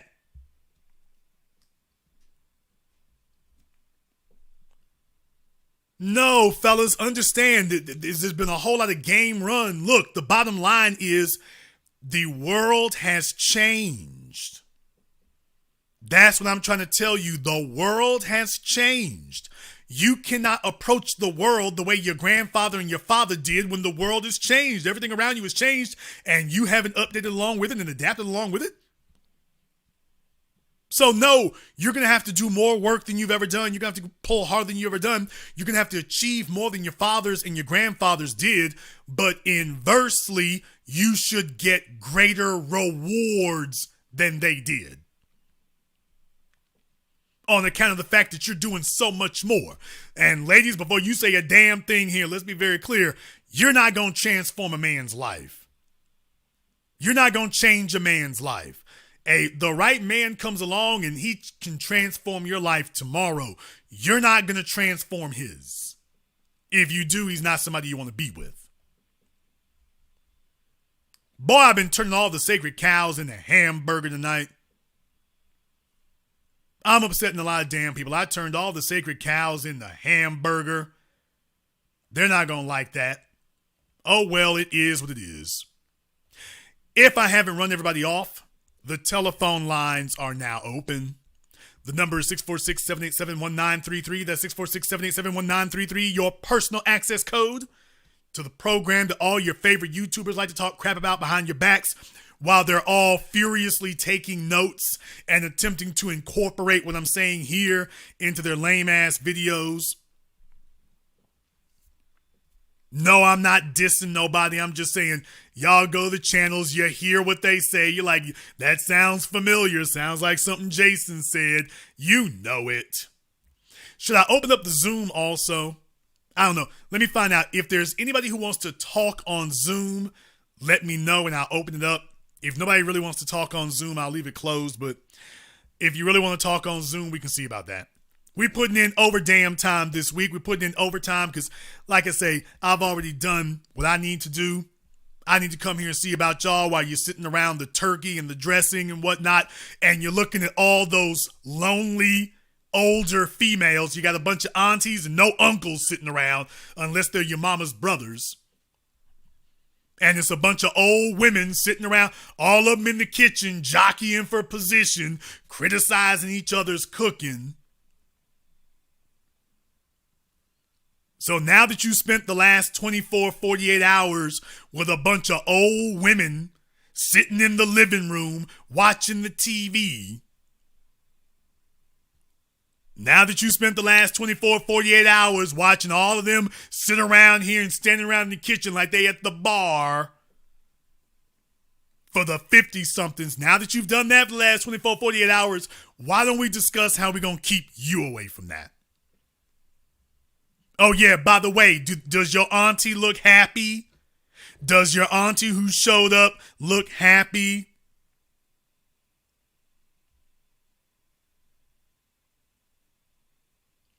Asking for a friend. I'm just asking for a friend. Nobody goes ahead and gives you the 720 degrees of analysis you'll receive nowhere else. You done spent the last couple of days with all those supposed allegedly happy women in your family. How's that working? Do they look happy to you? While they're all sitting around the stove trying to figure out which turkey recipe to use, which dressing recipe to use, they look happy to you? Do they? You've been sitting there watching it. Just understand, that's your future. You make the wrong call, that's your future.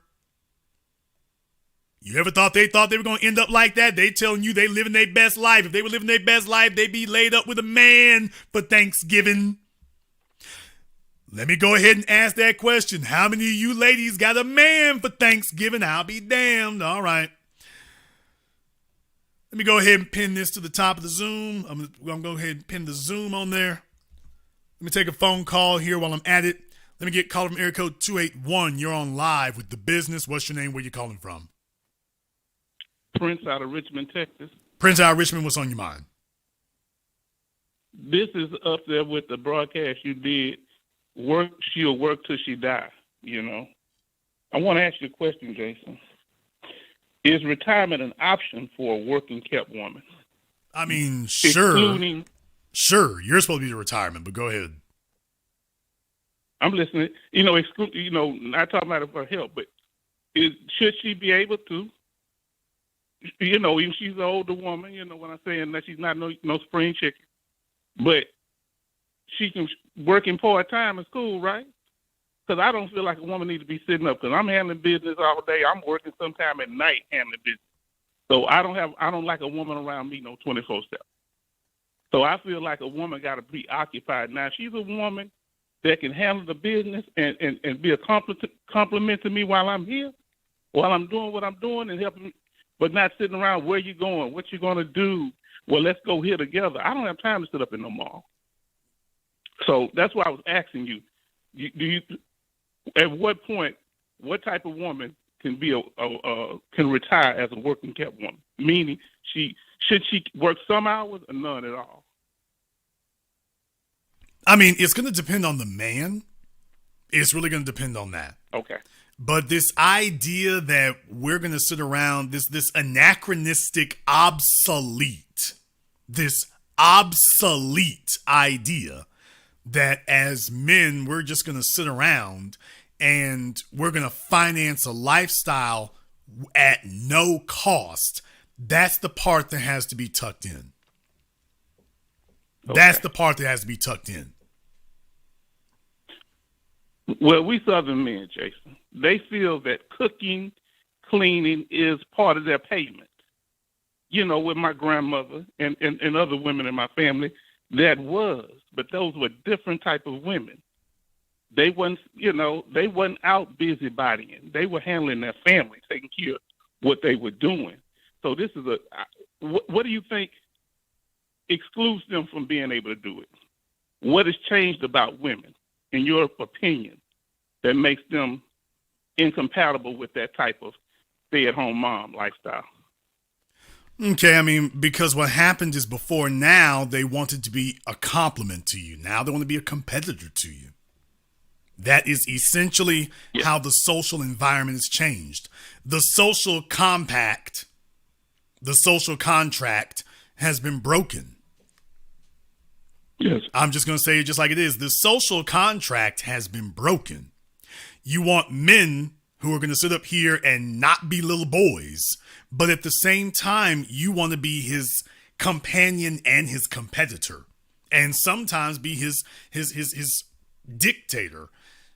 It's become an abusive kind of thing because that's what the feminists wanted.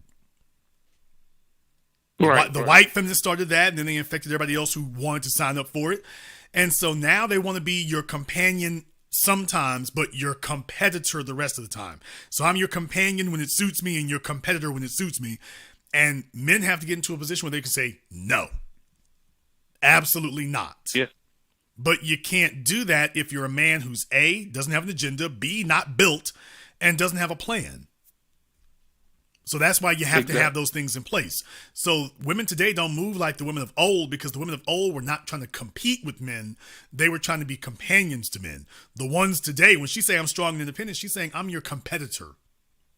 Now, of course, that all dies a quick death just as soon as she has some hardship. But the problem is someone who is in that mind state is broken.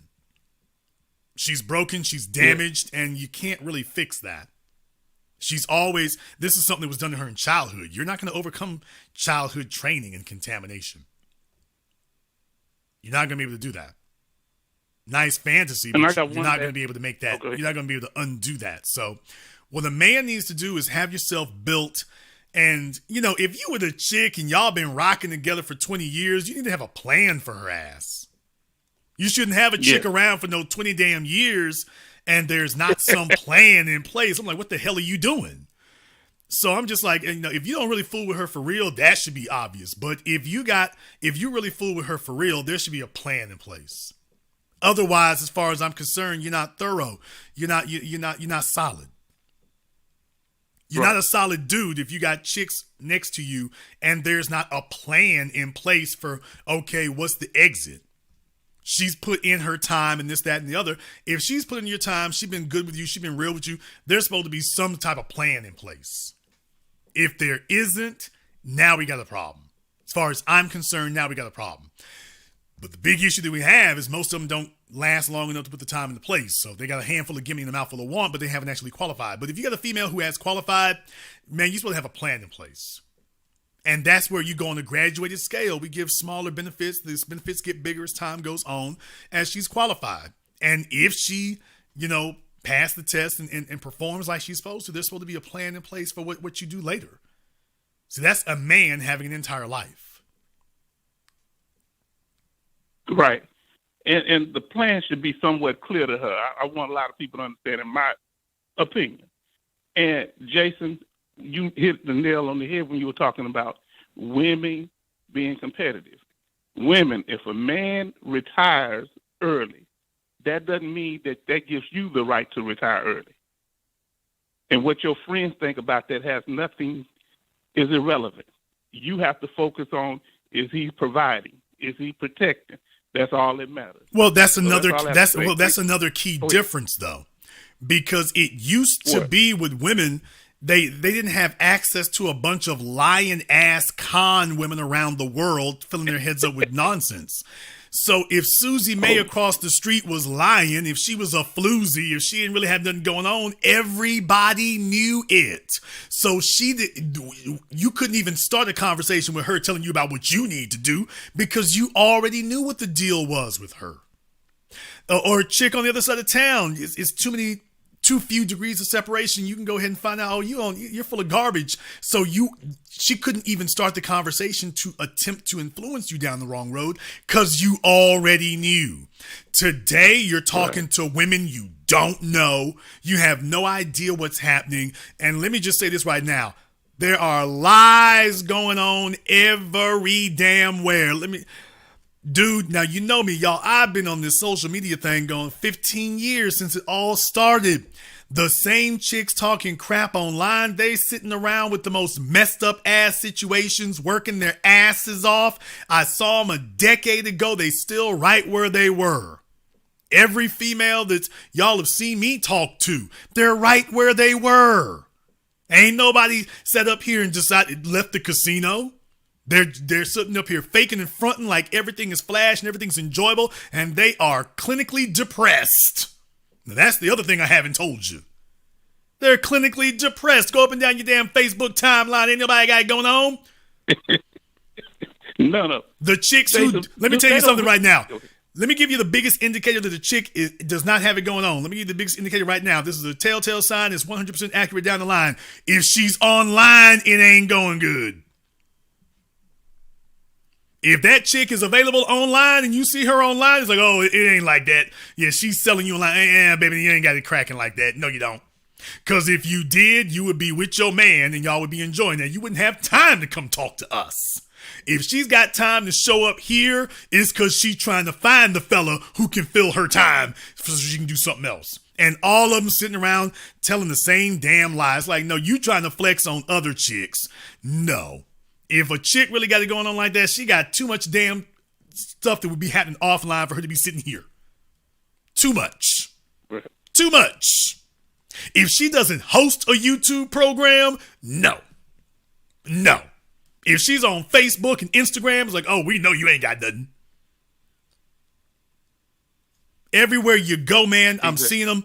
I want to talk about this tomorrow. For those of you who are members of my Patreon, tomorrow, for example, I want to talk about Sweetie. I want to talk about Sweetie tomorrow. Because there's dimensions to this. Whole bunch of folk out here on the internet. The internet is a place where simplified thinking is taken over and people see a likes button and they figure that likes or followers translate to success. And nothing could be further from the truth. The internet is a place with a bunch of failed, broke, frontin' chicks. I gotta just say it. It's a bunch of failed, broke, frontin' chicks. And they sit around fronting on each other. That's all they doing. They sitting around fronting on each other. Trying to make each other feel bad about situations they ain't even in. That's what it's become now, is a competition among females to front and gaslight each other.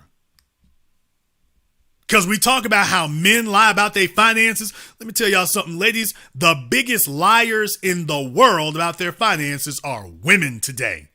Y'all are up and down Facebook, Instagram, Snapchat, Twitter, and everything, lying your asses off about your financial situation.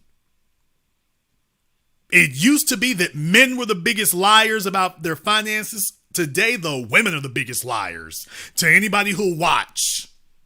Because with the amount of money that y'all supposedly should have been making over the last damn decade, y'all should have been retired.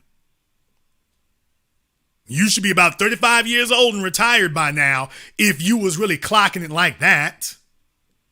So I'm just telling you, brother, it's nonstop gaslighting and lying 24 hours a day. That's how they're moving now. And as far as I'm concerned, you're sabotaging. There's not much of a sisterhood if y'all are sitting up doing that. There's not much of a sisterhood if y'all are sitting up doing that right now, knowing that the situation is not straight, knowing the situation is not solid, and y'all are still sitting around gassing each other. And this is how you keep other women sitting exactly where they are until eventually y'all have all aged out of the game. Now you're each other's sister wives. We talking about son husbands. We need to be talking about the sister wife epidemic. Because that's up next. Okay. Now these women, like April, I forget the other one name that had the Bentley, you saying is a little old. These women, the women actually believe them, or are they just telling them what they want to hear? Are they actually delusional in believing that these women got the answer to what they need, and if they can't produce it in their own lives? Or are the women looking for the next spiritual leader, the next Reverend Ike or whatever, in a female form? You all have to make a distinction between a statement of fact and a factual statement and a political statement. Okay. Now, you see, if their name was Representative Lakeisha Adams, you would be thinking about it differently. You'd be like, oh, you're a politician. So when you say things, I have to understand that you're not necessarily saying something you actually believe. You're saying something that is meant for consumption by a specific audience to achieve a specific effect.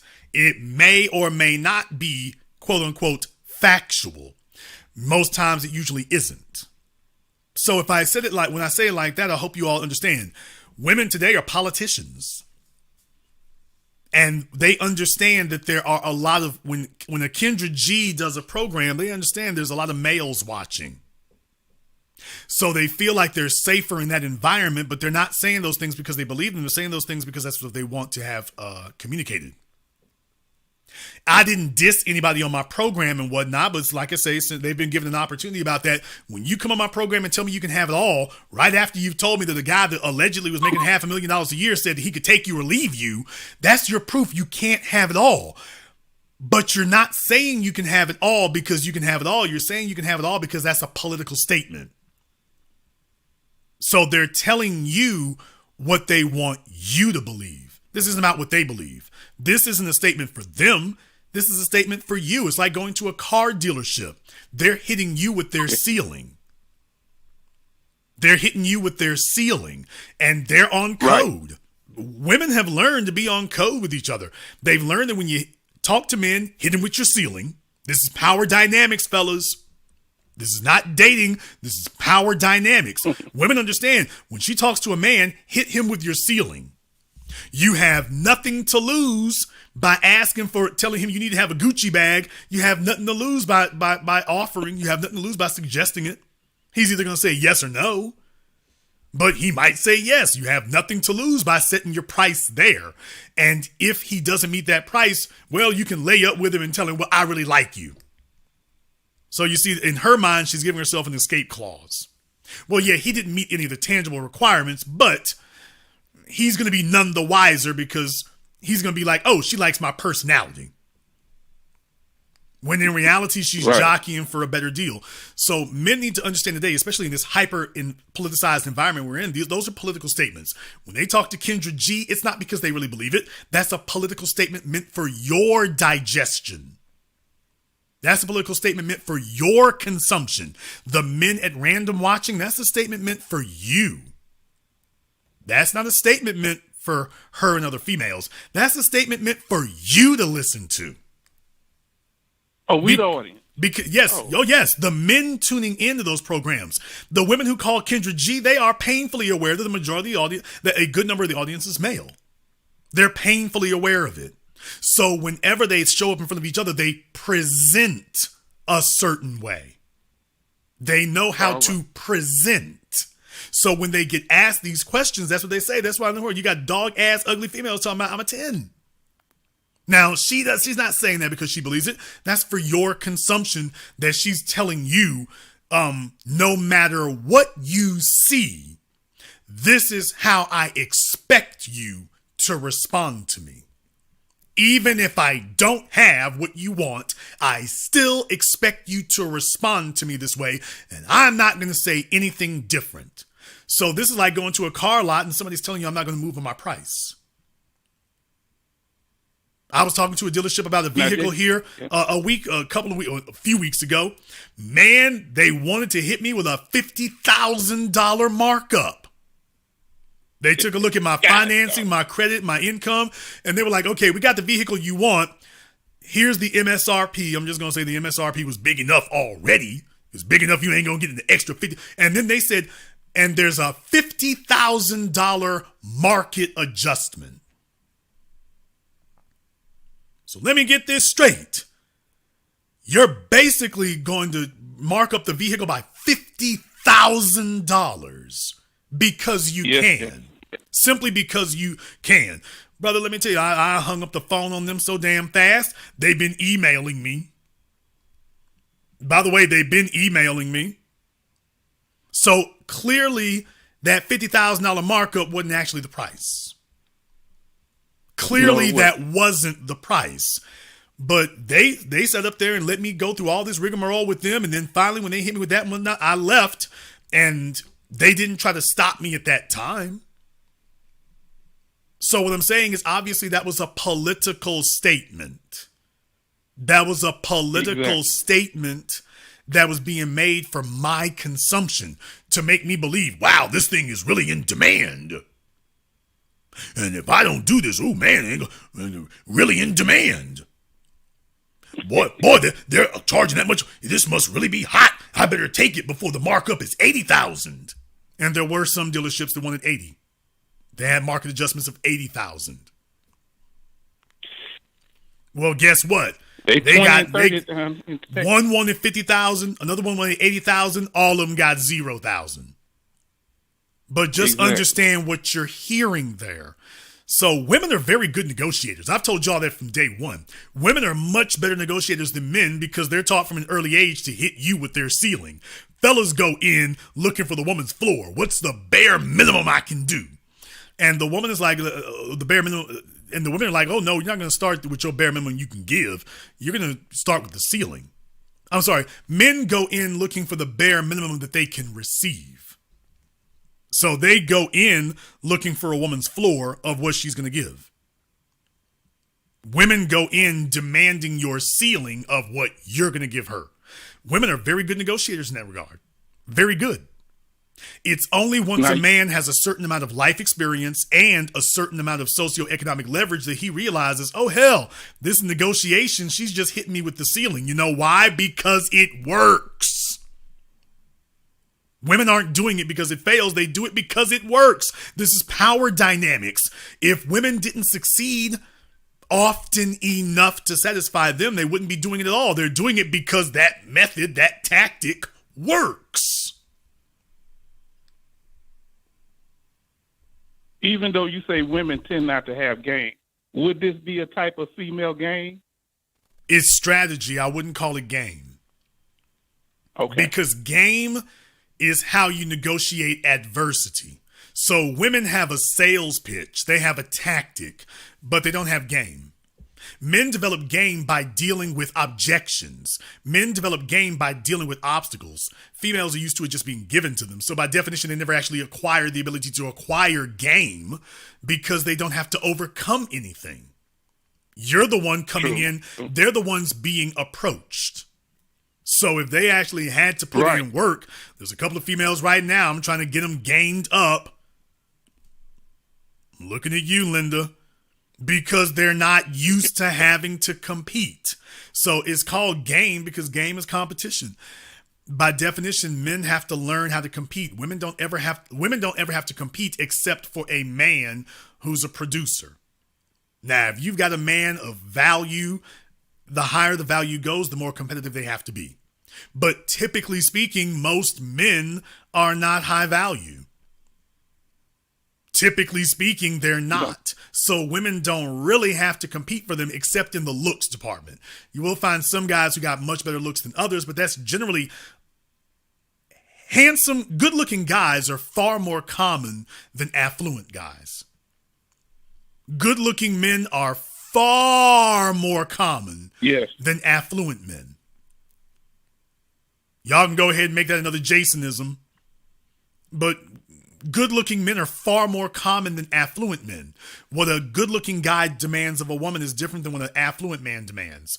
So there's far fewer affluent men than good-looking ones. Women develop the ability to be competitive with a good-looking guy, but not with an affluent one. So the skill set that worked for her with Mr. Good-looking, it doesn't carry as far with Mr. Affluent. So she doesn't actually have game in that regard. Okay, so they have to change what type of what strategies and techniques they use when they're dealing with somebody that's an accomplished man that they're trying to, I want to use the word target or go after. Okay. Thank you, Jason, for everything. Thank you very much for giving us a call tonight. Let me get caller from area code 720. You're on live with The Business. What's your name? Where you calling from? Hey, JB, this is Chris out of Denver. Chris out of Denver, what's on your mind? Man, the flames coming off this broadcast tonight, man, almost burnt up my speakers. I really like how you fleshed everything out, man. And it's sad because I got so many ladies in my life, so many ladies in my family that fall under this category of just women that are just alone, man. My dad's from the South too, and he always used to say, a lady without a man is useless as a frog with tits. And I used to laugh at that back in the day, but as I gotten older, I'm starting to realize that's more and more true. There's just so many manless chicks out here, and it's so sad. Well, I mean, they feed into the system. They certainly do. And for the capitalist system, it works very well for capitalism. They like that. But the bottom line is... Absolutely. Is that, you know, they don't really have That's not something that's useful. The things that make you valuable to an employer don't make you valuable to a man. And if you're going to have a life, you become this androgynous being when your existence is wrapped up in your job. There's nothing sexy or appealing to men about your job. And when you become that, you basically become androgynous. Men don't need you to compete for a job. That's not when you've never heard a man sit up here and say, boy, I wish I could find a chick with this type of job or that kind of job. That's not what men do. We're not expecting that. So you're gaining an expertise in an area that has no return on investment. You're working on gaining expertise in an area that's not going to do anything. Your job is never going to die for you. Your job is not going to work for you no matter what you do. It's not going to do that. So with that being the case, they're being conditioned to invest in the system. Daddy government is going to be your husband. Yeah, they're going to be your husband at the cost of your identity. Yeah. The sad part is I see so many ladies I work with, like I said before, ladies in my family like this, and I just wonder, man, like what's the tipping point? Like when are enough ladies? Because we always, I always hear you talk about the sisterhood. Me and my buddies always talk about the sisterhood, and I just wonder when the tipping point is going to be for these ladies to realize that you can't carry it all on your own. I mean, and you don't. Not only can you not carry it all on your own, you don't want to carry it all on your own. And I'm wondering when that tipping point is going to be, because times, as we all know, are going to get really, really hard here in the next year or two. And so it's sad that they're all going to be scrambling. And dude, they've been hard now. They're hard right now. But as far as your question, when's going to be the tipping point? The tipping point is right about now. Yeah. The tipping point is right about here and right about now. So just remember, you're talking to a guy who's done this in the political sphere now for a decade, and folks were asking when things are going to turn around, and I told them it goes glacial. But when I start seeing the signs of it cracking, a decade ago, the hood rats ran the yard. It was Oprah Winfreyville. They blamed men for everything. And long before the Kevin Samuels of the world came along, this microphone was doing what it did, and the national conversation was changing. Today, because remember, 10 years ago, they were telling us, well, the best you can do is a single mama. Y'all niggas need to be glad you can get that. That was it. You were just told that's what you just had to accept, and that was all. That's not the conversation today. That isn't the conversation now. So what used to happen was these were statements that were deliberately being put out that they knew were false and phony, but they were for your consumption because, if we can just bully you into accepting, a win is a win. If we can bully you into accepting these substandard conditions, well, a win's a win. So when does the circumstance change? The circumstances change right about now. Now,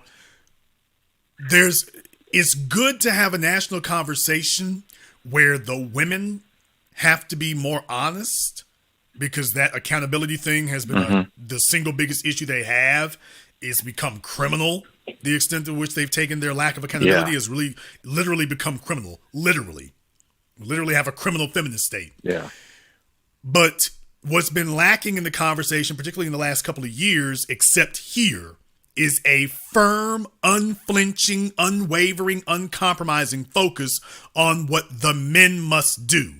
It is not the men's purpose to please women. Now, that's the part of the conversation that's been missing. Because guys have been sitting up here having this effeminized conversation where they tell themselves, well, if I'm not making a woman happy, then there's a problem. So the only way to, quote, get girls is make them happy, because only the bad boys go around making women upset. And what's happening is guys are saying the phrase bad boys in a derisive, derogatory manner, but in reality, they're really kind of envious. Not kind of, they're really envious because they're like, okay, this guy isn't having to do any of that. Catch a clue. Rather than taking an objective look at the situation and saying, okay, let me analyze the actual events, not what I wish the events were, but the actual events. Let me take that into account and then incorporate that into my overall portfolio of knowledge. It's instead become, okay, this is the kind of guy that I am. And this is the kind of female that I want. So she should accept me the way I am. Rather than, this is what women look for in a man. And rather than being envious of those attributes of those other fellas and saying, this is what women should respond to, because you have a preconceived notion of how they should operate, instead of you operating on what they do respond to, you're saying, well, here's what they should. Because if she were a good girl, that's what she would respond to what I'm saying.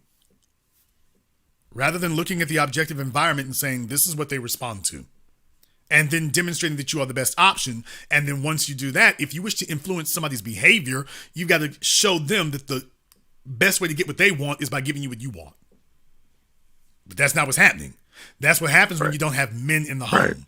When men are in the home, they teach the boys this right off the rip. When men are not in the home, they're left with a mama telling them, well, don't worry, baby. There's going to be a woman who's going to love you for you. There's not a woman on the damn planet who loves you for you, including your damn mama. Right. There's not a woman on the planet who loves you for you, not even your own mother. Women love you for what you can do. The less you can do, the less valuable you are, period. I don't give a damn what happens to you. You might get a life sentence. Your mama going to eventually stop coming to see your ass.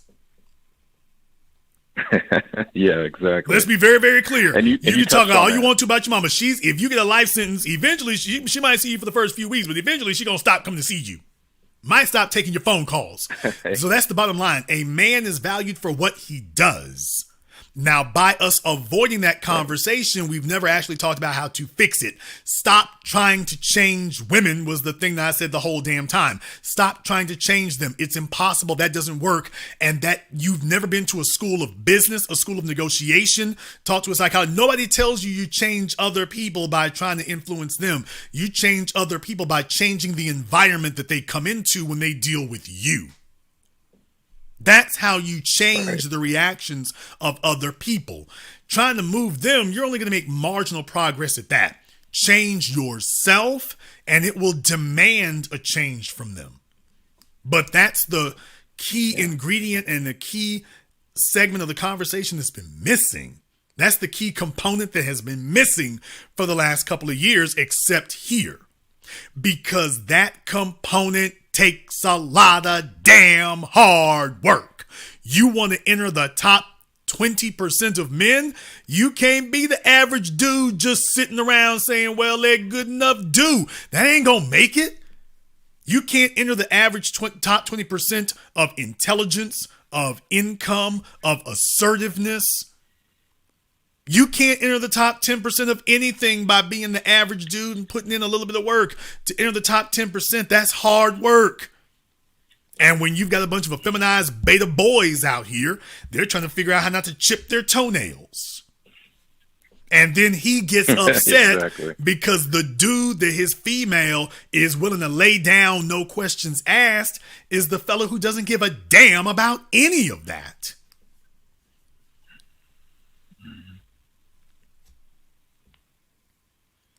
Yeah, and I'm glad you touched on that, on these effeminized MGTOW red pill idiots, man. They just think that these females are supposed to be fawning all over them, you know, because they know their way around a game controller or comic books or, I don't know, Pokemon or whatever the hell they're into. And I'm glad you touch on that all the time. You always keep the men accountable, and we should be accountable because it's up to us, man. We're supposed to lead. And that's the bottom line. I mean, but a lot of these guys just don't learn that because, like you said, they come from single mother homes, and being a producer takes sacrifice. Being a producer is painful. It hurts. It is not easy. It's not simple and it's not easy. I put up a post on Facebook saying that. I put up one saying that you got to understand that being a producer takes sacrifice. You're going to have, it's going to be sacrifice. It's going to be painful. It's going to hurt. You're going to have to do without things. So if you're soft, that's going to be a problem for you. If you are soft, that's going to be a problem. Most of these fellas today are soft. So they don't like it when a woman is in the presence of a fella who isn't.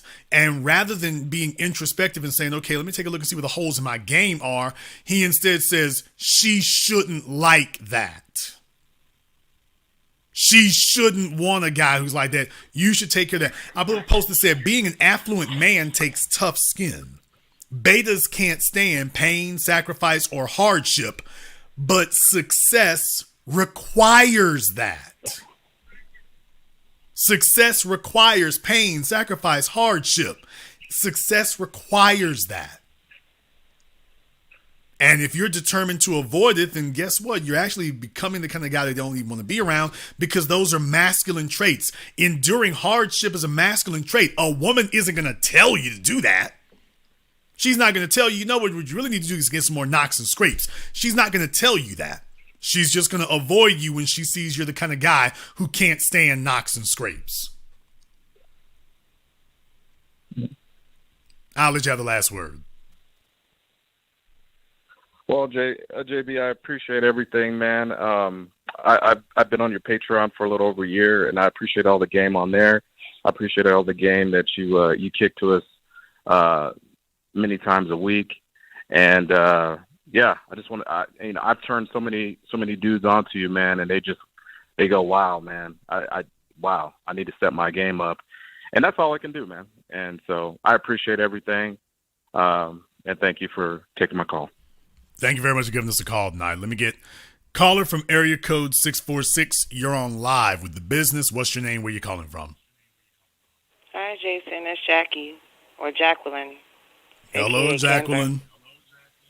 Hi. You have speakers on or something, ma'am. I hear me behind you. No, I don't have anything behind me. Everybody and their mama can hear me echoing. Well, I'm on my home phone. Okay, Jackie, what's on your mind? I was just calling in because Eve was nice enough, just Eve was nice enough to speak kind words in the chat. So I wanted to say thank you to her, and I wanted to say thank you to you for all of your, I don't know, it's just love.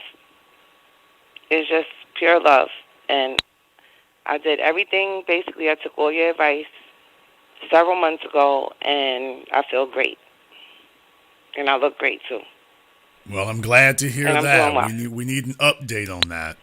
Because I'm going to be doing the last train leaving soon. So we'll need an update on that. Well, PM is in the chat. I don't know what's up with him, but I'm on the last train because I need it's echoing. I don't know. This is just a regular phone. A handheld phone. Well, definitely, when I do the last train leaving, you need to be on with us, ma'am. Yeah, I'm going to try to get in Zoom. I didn't want to stop listening to the broadcast.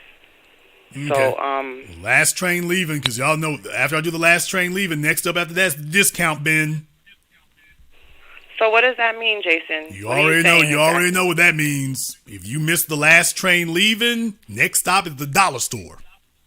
You know So when's the last train? Who's on the last train? Where I want to go? I want to get on now. Okay, well, you got to be on it for yourself, ma'am. So I hope you haven't missed it.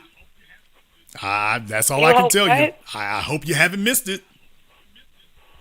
You hope I haven't missed it? I hope you haven't missed it. I just lost all this weight. Okay, I hope you haven't missed the last train. I'm not here to tell you if you're on it or not. I'm just saying I hope you haven't missed it. Thank you very much for giving us a call.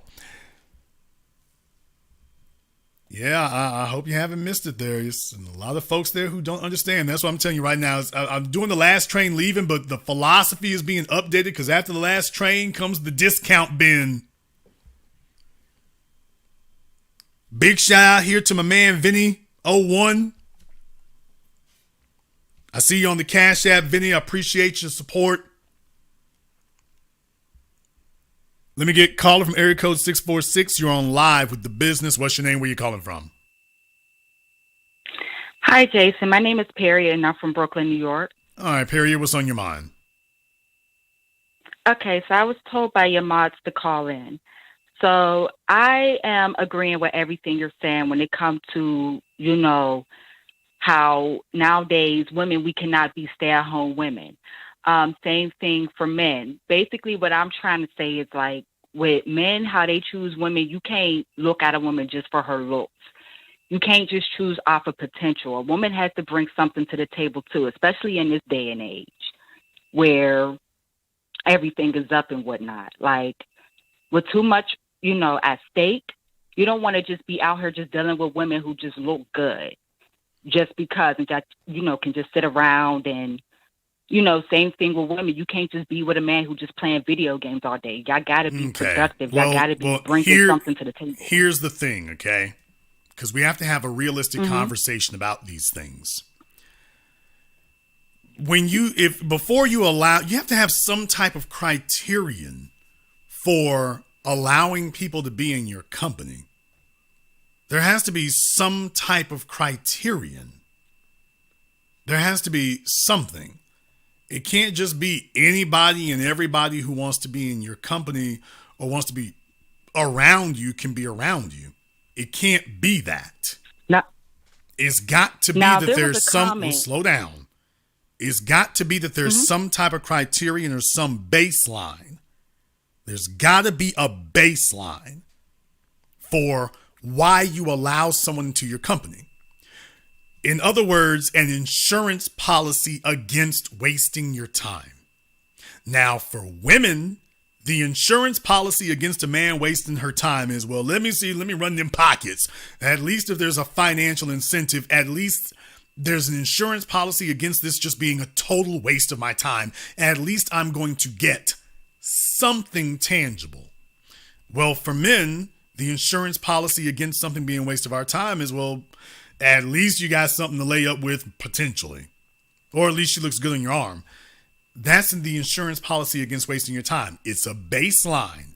Now, is it the end all and be all? No. But it does set some sort of criterion, some sort of baseline criteria for why a person is in your presence. It sets at least a bottom standard. It's a place to start from. Does that make sense now? Yes, now it makes sense because I was looking at it from a perspective of, because like I said, I used to be married. So I was married to someone who, once I started moving up into, the career that I have, he was regressing. He wasn't doing anything. Things started to go bad where it was becoming more of a liability. Okay. So it's like slow down, but in a sense but you chose him. Exactly. A man doesn't just jump up. A man doesn't marry when a man marries a woman, he's saying to himself, now, do you have any children with him? No, I do not. Okay. If a man figures he was able to get you down the aisle, that's it. That's it. Just like I was telling people about Mel B and the dude that she's her fiance. The dude's a hairdresser. That's it. If being a hairdresser was good enough to get Mel B to accept a marriage proposal, that was good enough. So understand, when a man marries you, you're telling him whatever he said or whatever he did, that was good enough. That was it right there. Whatever level of performance he's given, whatever character traits he's got, whatever bad habits he has, clearly those were not deal breakers. So women have to be very clear about that. But I start off the program by saying women have an unspoken expectation that because you're having sex with him, that should maneuver and influence him to upgrade and step his game up. And this, no. Whatever he's doing at the time, literally, to be totally honest, whatever he's doing at the time y'all first have sex, you just set the baseline. Whatever level of performance he's giving you the first time y'all had sex, that's it. That's all you can expect from him because it was good enough to get you in the bed. Now, you can't say that what he was doing was good enough to get you in the bed, but now 2 years later, it's not good enough anymore. It's like, wait a minute, it was good enough to get your ass in the bed and get you down the aisle. Now all of a sudden it's no good? It was good enough to get a ring on your finger. It was good enough for me to turn down other women. Now all of a sudden it's no good? So there's where women get themselves into trouble. Is this unspoken expectation that's really kind of dishonest, but women do it, that I'm not telling you that what you're doing is not really what I expect. Just like I was giving out for the wheel. How many females do I have who sat up here and were just lying through their teeth about what they were willing to accept on it? When every time it came to rich, they kept saying, okay, I'll give up rich and sensitive as long as he's middle class. He doesn't have to be rich. He just needs to be upper middle class. No. See, that's that thing right there. Oh, you don't have to be rich. Yeah, you do. If he has to be upper middle class, yeah, he does. If there's a financial requirement, then yeah, he does. Because your financial requirement is not going to sit still. Your financial requirement is going to move. It's going to move. So as women, you all need to walk in the door understanding what's really being required and what you're really expecting. Now, after that, you have to also be honest with yourself about what you have a right to expect.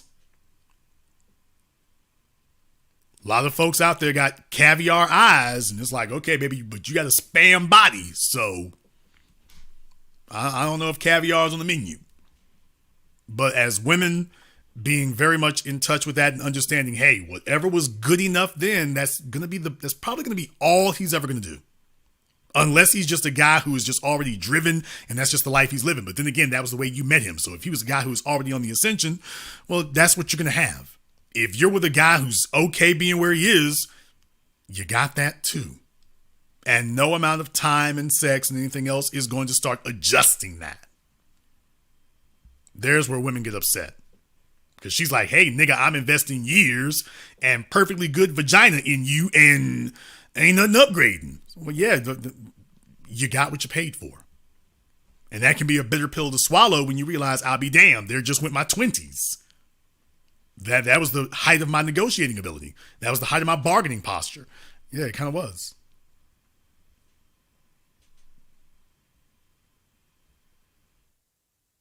I'll let you have the last word. Okay, so there was a comment that I had made within the chat where I was like, yeah, run them pockets. Love don't pay the bills. I guess in how I worded it or whatnot, it wasn't even supposed to come off like that. But what I was trying to say is like, you can't, one of the things that I learned from just my situation is that I could not marry potential.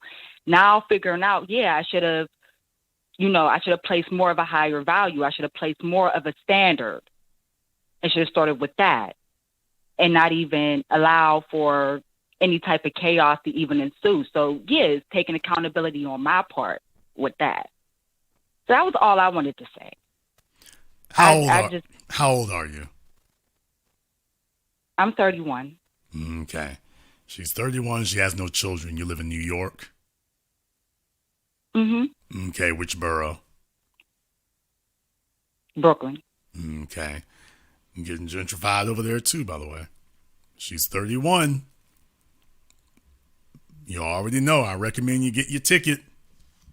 I recommend you get your ticket to ride. You're 31. You already know what's coming next. It ain't going to get any cheaper. Yeah, I know. All right. Thank you very much for giving us a call.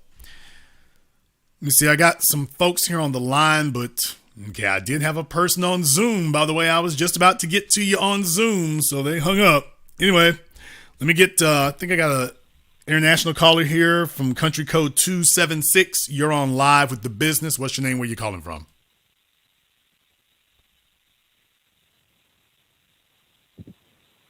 Let me try one more time. Caller from country code 276. You're on live. Okay, caller from country code 276 has been abducted. Caller from area code 972. You're on live with The Business. What's your name? Where you calling from? Hi, Jason. I'm calling from Dallas, Texas. How are you? Okay, and what is your name in Dallas, Texas? Jason, this is Pastor. This is Pastor. I'm the pastor from Dallas. I'm finally calling you back to have this conversation. Okay, so that's did I talk to you like last February?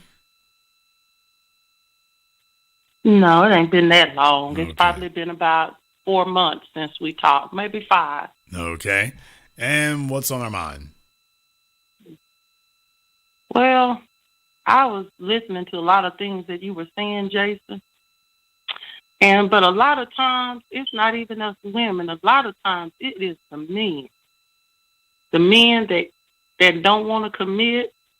The men that don't know what they want. They want their cake and eat it too. I mean, it's just really a lot of drama out here with the men. And I heard you talking about the alpha men versus the beta. The beta brothers are too weak, and then the alpha brothers are too strong. So where is the middleman? And it's leaving us women that are of value. It's really leaving us stuck out in a bad spot. But I told you that I would call you back within 3 months, that I would be in a relationship, have somebody, and give my all to it to see where it was going to go. And I was going to call you back and let you know. Okay. And I tell you, Jason, I'm going to say, I think you called me on Zoom before, didn't you? I did call you on Zoom. Okay. Yes, I did. Why you say it like that, Jason? Okay. Now I remember who it is. Go ahead. Yeah. And so, I just want to speak up for us women. We got we got the group of women that are good women, and we got the group of women that are kind of fools.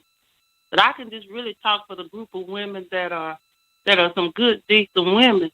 And, it's hard out here when we're looking for brothers that got their mind made up, know what they want, and want to build something with a woman. It's really not existing anymore. Okay. Now, remind everybody how old you are again. I am 47, Jason. Okay. You're 47. At 47 years old, do you have any children? Yes, I have 2 at home. Okay. You're 47 years old with 2 children. Exactly what caliber of male are you expecting at 47 years old with 2 children in Dallas? Well, first of all, I'm 47 and I don't look it. So I got that good going for me. That's up to the men to decide that one, but let's just leave it at you're 47. Go ahead. I'm expecting a man of integrity, a man of stability, a man that's educated, a man that's financially stable, and a man that want to build with his woman. Okay. I need an intelligent brother. Okay. Listen to me carefully. Listen to the next words I'm about to say carefully. You are 47 years old with 2 children. What exactly is it you're expecting a man to build with you? I'm 47. I'm not no old hag, Jason. Okay, but you're not you're not a man, so you don't expect from a woman what a man does. You see yourself completely differently. Men don't put up pictures of 47-year-old women on their Instagram talking about that's a bad broad. That's not what they do. So I'm going to ask again, because we need to have a truth serum moment. What exactly are you expecting a man to build with a 47-year-old single mom of 2 kids? I think we can still build a life together, a future of love, a family. It ain't too late for me. See, that's the problem. Y'all want to throw us women in the trash. Okay, you say it's not okay. You say it's not too late for you. Is that the way? It is not. Okay, is that the way that the sexual marketplace of Dallas is treating you? I can actually say yes. I still got options. Okay. Yes. You have options. Do you have a man right now who is fooling with you for real and is looking to invest in you? I can actually say I do. Then what in the hell are you doing on my phone complaining? Because it sure doesn't sound like it. Let me answer that question. He may be a good man, a good brother. Let me answer it, Jason. He's a good man. He wants to build with me. But a brother got some issues. Yes, that's what you qualify for. You qualify for dudes with issues. No, I don't. Clearly you do. No issues, he shouldn't bring issues. Ma'am, you do. You bring a bunch of issues. You're religious. You got 2 kids. You're 47 years old. You've aged out the game. That's a bunch of issues. It's easy for you to overlook. Excuse me. Excuse me. It is easy for you to overlook all of those demerits and problems because that's your life. But you're asking a man just walking in the door to pick up all this, to sit here and tolerate all this baggage. Those are not minor things. Those are super major heavy deal breakers. You don't have just one deal breaker. You got 3. And talking about there's no problem. Handle this baggage. Do you know why he should deal with this baggage, Jason? I'm going to tell you one big one, because I respect the brother. That's why he should deal with the baggage. Okay, but that's nice. But remember, a man is looking for 2 things. He's looking for physical ability and respect. You got the respect quotient. That's great. But it's wrapped up in a package that's bringing age and kids and religiosity. I got the ability and I got the respect. So if I'm bringing that to a brother, he shouldn't bring me. Okay, now you're trying to talk about what he should do. Here's the problem. The world is not conforming to your wish list. Men are looking at you and encountering you, and the ones you're seeing what the marketplace says is interested in you. That's not me talking. Now, here's another thing. How long have you been talking to this fella?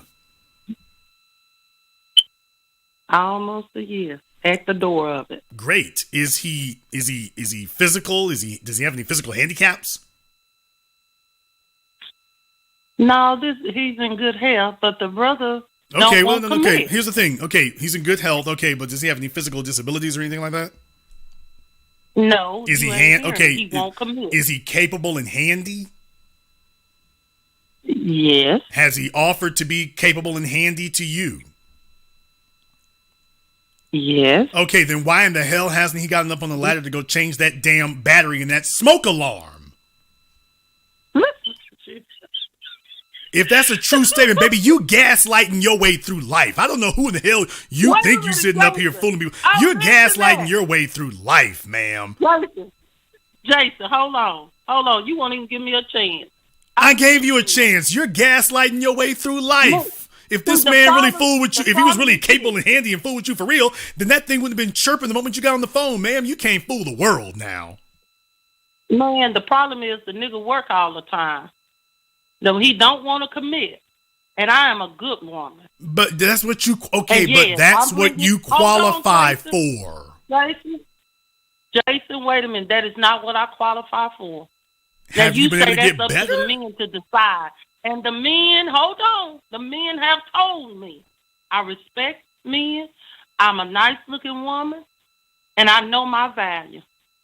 Very intelligent and smart. And yes, I bring 2 kids to the table. And yes, I bring religion. That's my prerogative if I want to serve the Lord. I don't try to change a man.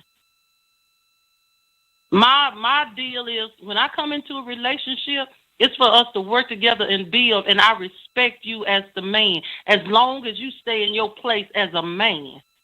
This smoke alarm, I did mention that to him. He ain't changed it because he's too busy working. Not in a year, he isn't.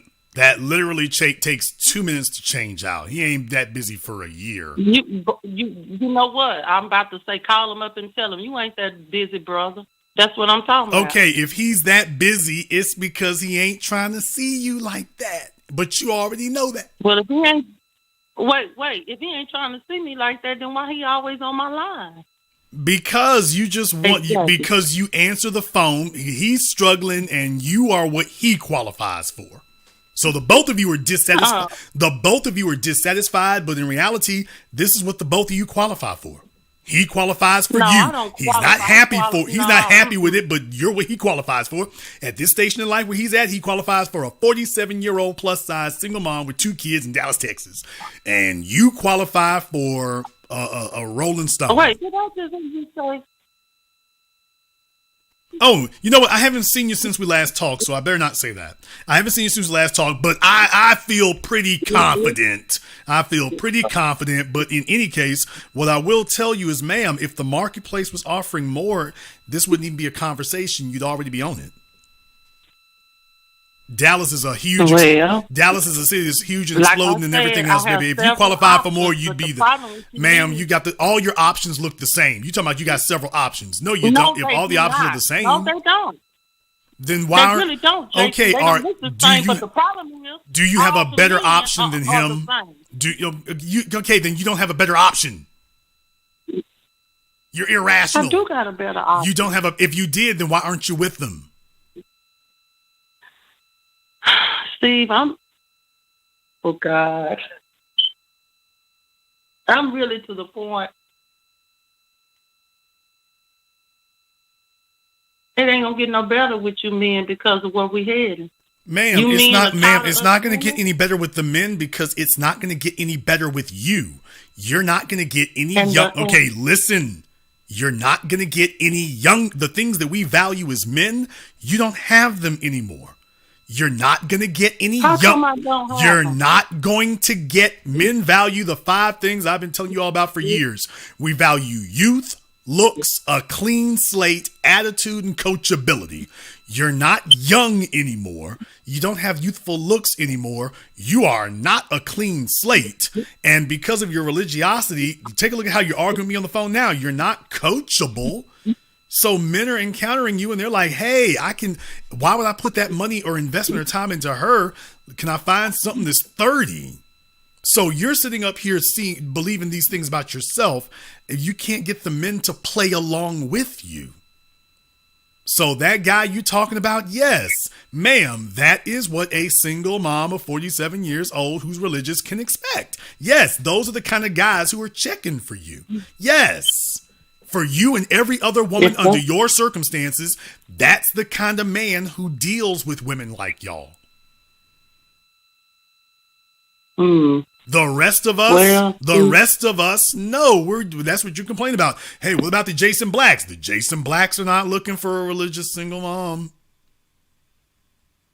But I don't always pull the religious card when I meet someone.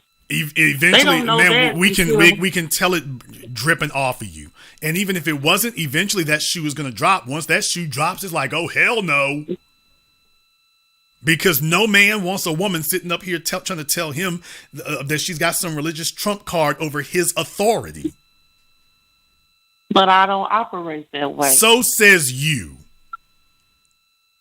Well, they say it too. Okay, evidently I keep saying. You keep saying that everything is fine, and then you keep telling me you don't have what you want. So obviously the gaslighting isn't working. If everything was fine, you would be enjoying this Friday evening with Mr. Man. You'd be like, Jason, I'm calling you for a quick minute, but just to tell you thanks, I found the right dude here, and you didn't think I could do it, but I pulled it off. So I am balling in Dallas, and I got to go, baby. Bye.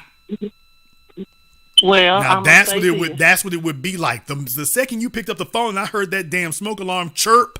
By the way, does somebody want to drop something in the super chat for her to get a 9-volt battery? I'm not trying to shame you, man, but can you drop a couple $2 for this 9-volt battery? Because she says she ain't got a man to come change it. She swears everything is good, but then she says I can't even get this nigga to change a battery, but she wants me to believe he fools with her for real. So can we drop something in the super chat? Couple of dollars for a 9-volt. You gonna just chop me up over a battery, really? Ma'am, I'm just saying. I start off the program by saying these are political statements. You're making statements that you know are factually inaccurate and untrue. And there's a bunch of women. It's become black female culture. It has become black female culture today to daydream. Okay, it's not true. It has become black female culture today to daydream and fantasize about a bunch of stuff you can't actually do, and to try to argue somebody into the pavement about a life you aren't even living. Now that's the part that's embarrassing. Shout out Matt Are you gonna let Gray, me Dr. talk? Black, Brown Hornet for the 9-volt battery fund. We appreciate it. Are you going to let me talk, Jason? I done let you spit all this out. Can I talk now? Are you going to be rational? I've been that ever since you answered the line. You've been shooting it down. Now, don't trip with me over a battery. I ain't the only one that needs they smoke alarm battery change. Let's be real. But you're the only one on the phone claiming that you have a man who is able-bodied and fools with you for real, and that thing is still chirping. My question is, we ain't gonna mess with the battery no more. You done told America. Y'all men in general, have a problem committing.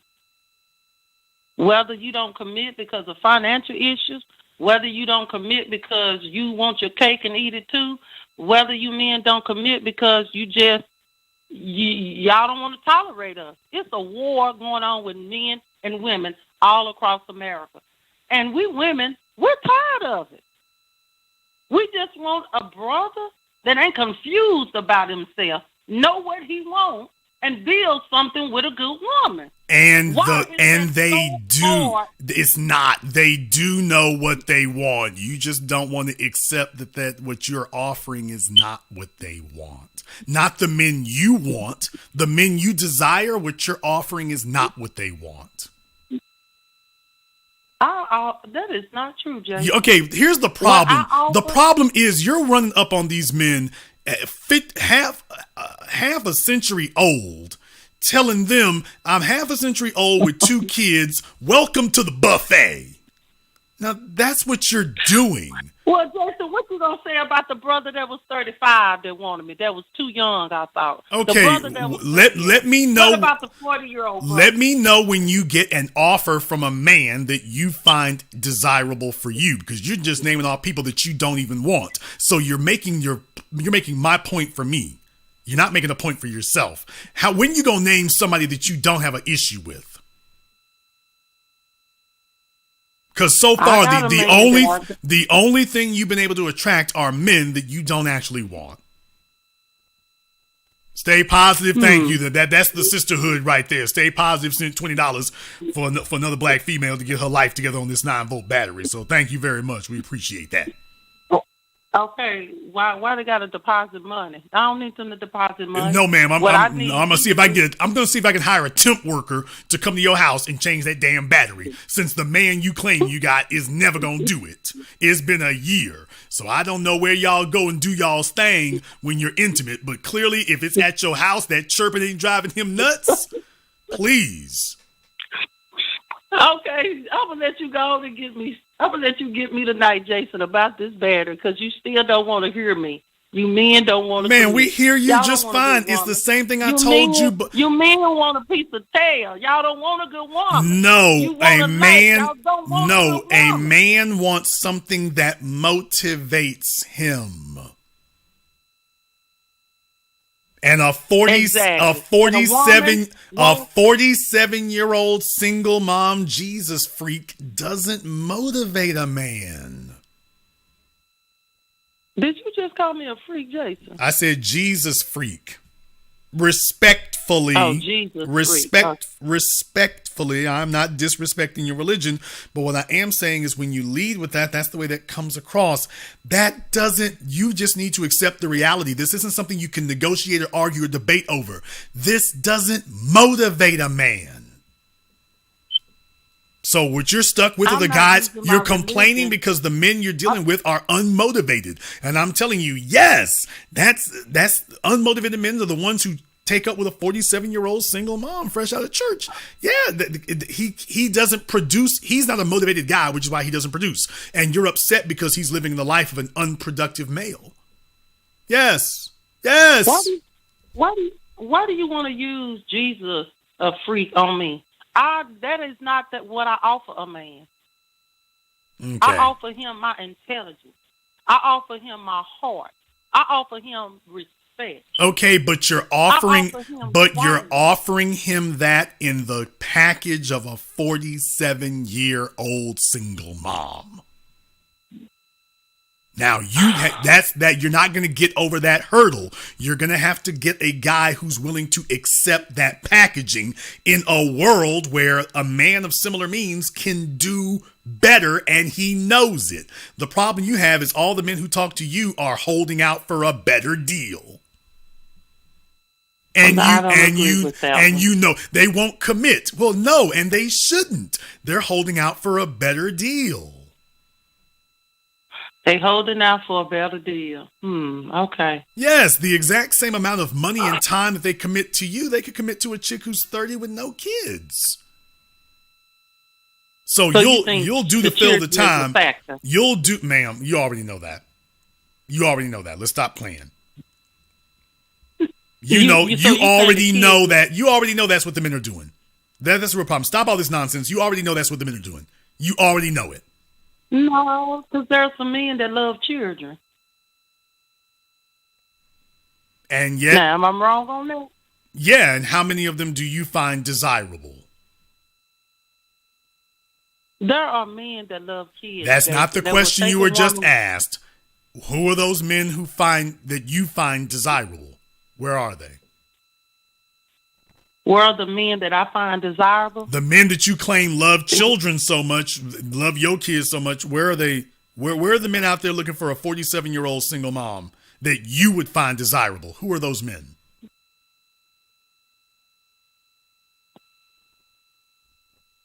Are you asking me age-wise, where are they? Geographically, why aren't you with them then? If you claim those men are out there, I'm telling you, no, they're not. And you claiming that they are. Okay, where are the men in that situation that you desire? Where are they? I meet them all the time, but I guess you do not meet them all the time. Ma'am, you don't meet them all the time. If you did, then you'd be with them. So all this ma'am, all this gaslighting and fantasizing, these are men that you ain't even interested in. You wouldn't have said what you just said. I have a daughter. You're not going to stop having a daughter. So once again, if you're so worried about that, that's because the men that you have access to, you're not really interested in. And that's where you are. Okay, Jason. So what I'm going to tell you is, Mr. Man, I suggest you take him up on his half offer. It's not going to get any better. Right? It is going to get better. Okay. And I'm going to call your darn line back to let you know it is better. Call me back in 2023 and let me know how you're progressing. Jacqueline, thank you very much. Jacqueline, if you don't get your ass back on that phone or back on Zoom, Jacqueline, I was just hanging up on her goofy ass, and then you gonna sit up here and hang up Zoom. You're not doing anything on Friday night anyway. Caller from Country Code 267. This is your last try. You're on live with the business. Jason Black. How you doing? Okay, what is your name? Where you calling from? My name is Brian from Johannesburg, South Africa. All right, Brian from Johannesburg. What's on your mind? What time is it over there? 6:05 in the morning. Okay, 6:05 in the morning, so it's like 10 p.m. at night here in America Central Time. All right, what's on your mind? I've been kind of listening to your shows for the past, I think, 2 years now. And it's kind of been a revelation in my life. But my journey started before that. So I'm 34 years old. I worked as a digital marketing specialist and, predominantly a white company. And I kind of started this journey where I just want to be successful. My brother's successful. He's a chartered accountant. So I'm trying to follow in similar footsteps. Okay, who is successful? And Jacqueline, stay where the hell you are. This is why men can't get with you now. You're always all over the place. Stay still. Anyway, who are you trying to get with? Well, I'm busy in my journey to try to be a producer. I'm trying to like earn good money, able to basically raise a family. But at the moment, I'm just in that journey, you know. So, but I guess I can't really say that I'm looking for somebody per se, because whatever I'm finding is the values aren't good enough from the women, you know. So I'm kind of like trucking along, and hopefully eventually I'll find somebody who's got those 5. Okay, well, I can't spend all night here for this because I gotta get Jacqueline on here. But how old are you? Me, I'm 34. Okay, you don't have any children. No. Okay, how much are you making a year now in U.S. dollars? Oh, That's never a good sign. probably between. Yeah, but I'm trying to calculate the rand to the dollar, so that's kind of like.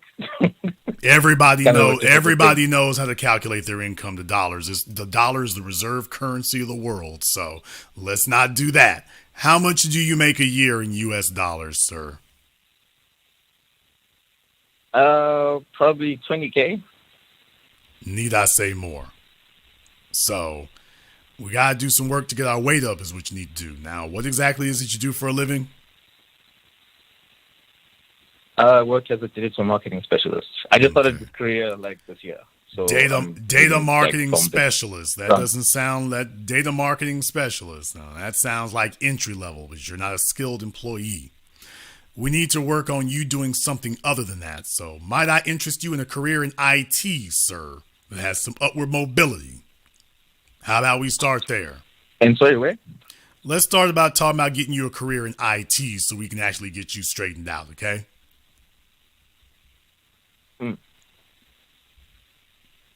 Are you a member? Are you a member of my? Are you a member of my patron? No. Okay. How do I get access to your Patreon? There's a link in the description of this video. You can go to my Patreon and whatnot. We're doing it tomorrow at 12 noon Central Time. So you definitely want to go ahead and join us for that. Okay, I'll do that. Thank you very much for giving us a call. Yeah, he's knocking down $20,000 a year. That's going to be a rough ride as far as what he's trying to do there. All right, Jacqueline, I'm trying to get you straightened out over here, y'all. It's just she is a problem child. She really, really is.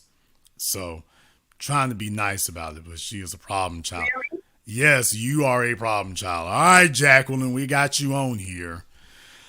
All right, drop these negative vibes on us. One negative, all positive over here. Pause, and the right kind of positive, not no C Ronas. Jacqueline is ready to put in her side chick application for the new year. So. Oh, no, I'm on the big screen. Look. Yes, you are on the big screen, ma'am. That's my TV. Okay. All right. I took the legs off of my couch so I could be closer to the floor. Like at Thomas Uton, it's a furniture place. British furniture, British leather. And they don't put the legs on the couch. So that was good. Did the same thing here at home. Okay, to my fellas up there in Brooklyn, Jacqueline is available. It is Friday. Yeah. She is in the dark. Like 1:30 to 8, but boys, I just tried it on, but it fits. Okay, it's Friday night. She's in the dark. She is lonely. She is sick of being by herself. Yeah. And it went down. Ooh, she's putting on a peep show. So she's putting on a peep show. So it is Friday night, and don't do too much, man. We on YouTube now. Don't get too excited. We're on YouTube now. Just yeah, you can. Get those fingers a little less busy. We're on YouTube, man. We can't Patreon maybe, but this is YouTube, not OnlyFans. But yeah, fellas, she's in Brooklyn. She is trying to get picked up. Oh, thanks, LL. Good. You probably married anyway. That's probably really Cool J. Okay, well, we're not going to get anybody married, but definitely, fellas, if you're in the Brooklyn area. Listen, I'm in my house. I'm chilling. Okay, It's well. Thanksgiving weekend. And I have my own business, so I'm relaxing today. I'm kids glad. are with their father Okay. till Christmas time. And I'm on my own with a bunch of snacks, plantain chips, water, lots of water, and bird seeds, pistachios, and things like that. Okay, so and some fruit. Jackie is home. So Jackie is saying she's home. What you're trying to say is you home alone for the holidays is what you're trying to say. Praise Jesus. 6 years of by myself, I'm good. They can go with their father. That's their seed. That's his seed. I'm just the egg. They got their father. Good. You're good. You're good being by yourself tonight?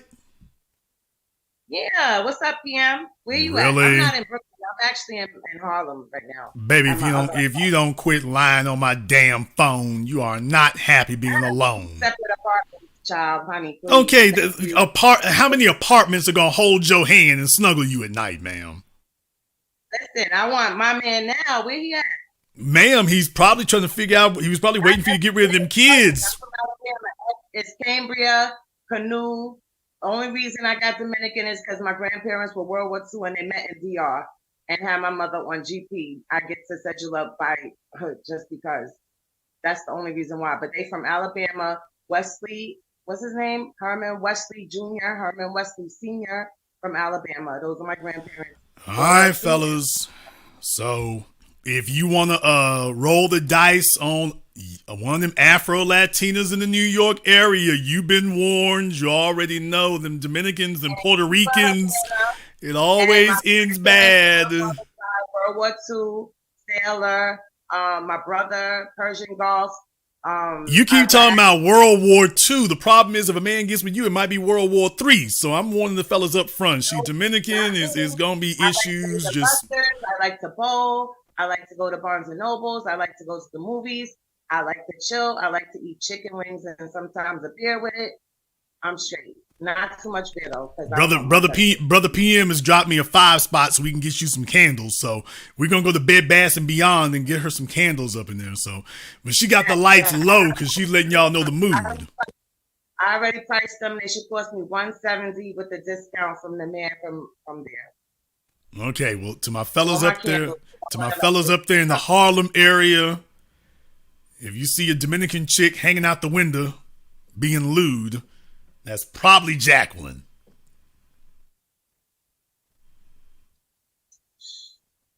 It's Friday. She's alone. She done sent the kids away.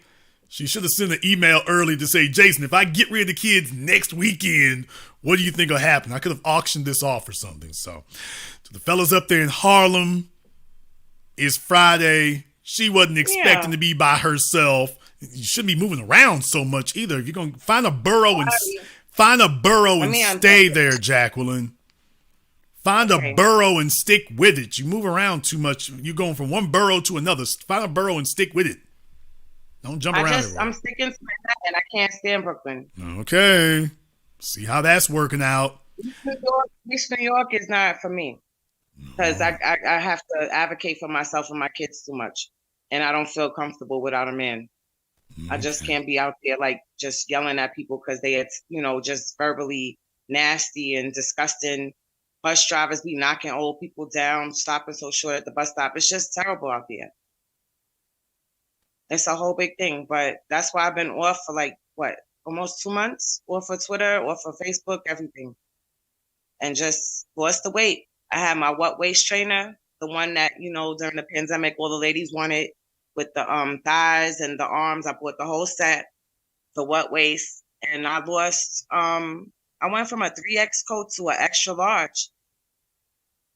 Like the large, I tried on a medium at the Army and Navy store 2 days ago, and it fit. He gave me a medium, and it fit. It zipped up, but I bought the I bought the law. He tried on another one for me. Okay, Jacqueline, are you looking for the layup or are you looking for the stay around? What are we looking for? I'm looking for the stay around. All right, Jacqueline, how much money does he need to make a year? Okay, seriously? Okay, so I would say per year, what's 350 times 3? So that's 369, 1,000,005, 1.5. Okay, so you're looking for a fella knocking down 1.5 million. Let me run the numbers on that real quick. Okay, so you're looking for a millionaire in Harlem. 1.5. No, not a million, 1.5 million. Per year. Okay. Jacqueline, take a look on your screen currently. Jacqueline, look on your screen currently. All right. Those are all the things you want, Jacqueline. Which two are you going to give up? Which two am I going to give up off the, put the thing back up, the chart that you had up. It's on there now. I got it. But my TV is a little behind because it's Spectrum. Ladies, you can't have it all, so which two do you give up? Sensitive, handsome, faithful, assertive, intelligent, rich. Which two would I give up?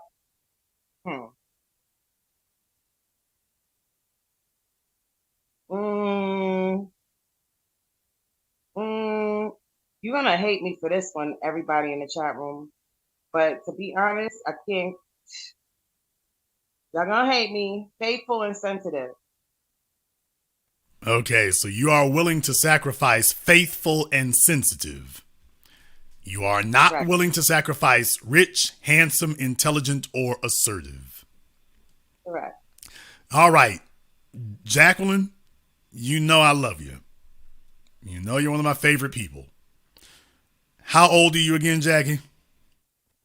How old am I? Yes, baby. 42. How many kids you got again? 3. Jacqueline is 42 years old with 3 kids. Jacqueline, you're going to have to choose a third one to let go of. Handsome. Okay, so Jacqueline tells us that she is willing to give up handsome. But handsome, he already going to be handsome. No, ma'am, you got to give it up. So I'll give up handsome, and what was the other one? Assertive. Oh, forget it. It's back on the screen now, but she's going to give up sensitive, handsome, and faithful. Well, faithful, shit. I hope he's faithful, but okay, well, he's got to be rich enough to pay for that internet service keeps going on there, so he's going to take care of that. So you want him to be rich, intelligent, and assertive. Rich, intelligent, assertive sounds good. Okay. She doesn't just want him to be well off. She wants him to be rich. $1.5 million a year. Jackie, to the men in New York City who make $1.5 million a year, what kind of woman they looking to be with? Just help me out. Well, it depends who they're looking for. Are they childhood sweetheart or somebody they already with or somebody in college, or it depends what they're looking for. I don't know. Jackie. I'm not a man. Jackie. Yes. Mr. Black? Ma'am, now you know better than this. You know better than that. Why are we doing this, Jackie? Why? You in New York City. Y'all supposed to keep it REAL, and you sitting on my phone doing this. It's all math. It's all simple math. It's not like I just picked a number out of a hat. $350,000 to raise a child for 18 years, right? Okay, well, $350,000 per each of us. Okay, but Jackie, here's the stump. Jackie, here's the complication. And by the way, big shout out to my man Vinny01.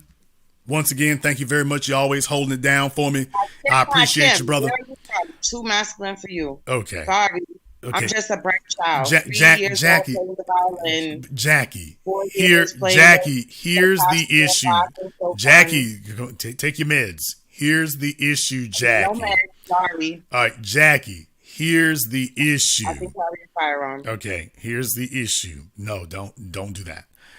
Here's the issue, Jackie. Well, my man will. $1.5 million a year. This guy is in the top half of 1%. Good. You're literally ruling out 99.5% of the men in America. Okay, well, 100,000 was too low with that other lady. Actually, no, for you, 100,000 would probably be pretty good. All right, well, I accept your wisdom. I'm just saying, in New York City, Like what you tell me in New York City. How much in New York City? Sounds like from a big family project. A 42-year-old single mom who is a little fluffy. How many? I'm not done. How many? What? I was out of town since September 1st. Who cares? Okay, I'm glad to hear that. But we while you are traveling along your weight loss journey in New York City, how many millionaires? How many Okay, in New York City, how many millionaires in New York City are putting up ads saying, "I can't wait to have a 42-year-old single mom of 2 kids"? Well, listen, when they see me outside, whether they're Asian, white, Black, Hispanic, it doesn't matter. They're stopping me. They're asking me to be their woman. I mean, that's what's been happening the past 2 months. Everywhere I go, white men just gives me things. People just giving me gifts in the street. Okay, things. Have they given you a commitment? I don't talk to them long enough if they're not my type. Then in that case, then it doesn't matter. Well, I had a commitment, a couple of weeks ago, but I lost my phone. That's why I'm on this stupid one. So I lost it on an MTA bus. Jacqueline. And they have to send it to me if they find it. So Jacqueline. Yeah, I was booed up for a minute. So this man, John Noel, he's a trombone player in front of Grand Central Station. And like award shows call him to play the trombone, and then he's mad at me right now. So, if he was, that's what I was about to say. Because if he's fooling with you, he's gonna give you a call. So I set him up on 14th Street because I was with my daughter, and we had a mommy-daughter day for the first time in 6 years. Okay. Well, it's in 4 since my son. That's why she dumped the kids at Dad's house. She's trying to keep the lane open. I'm not going to say I'm mad at you either. That was actually good strategy in this regard here. So the ring they gave me, but it was a Captain Marvel ring, the Captain America ring. So the star had rubbed off, but I have the box and everything. He gave it to me. Brother Champagne, nice fella. 3-5 Pennsylvania Avenue under the 3 train. He gave you real nice. He gave you but he gave you a Captain America ring. I said, you trying to hit on me because I love Marvel and I love comic books and all of that.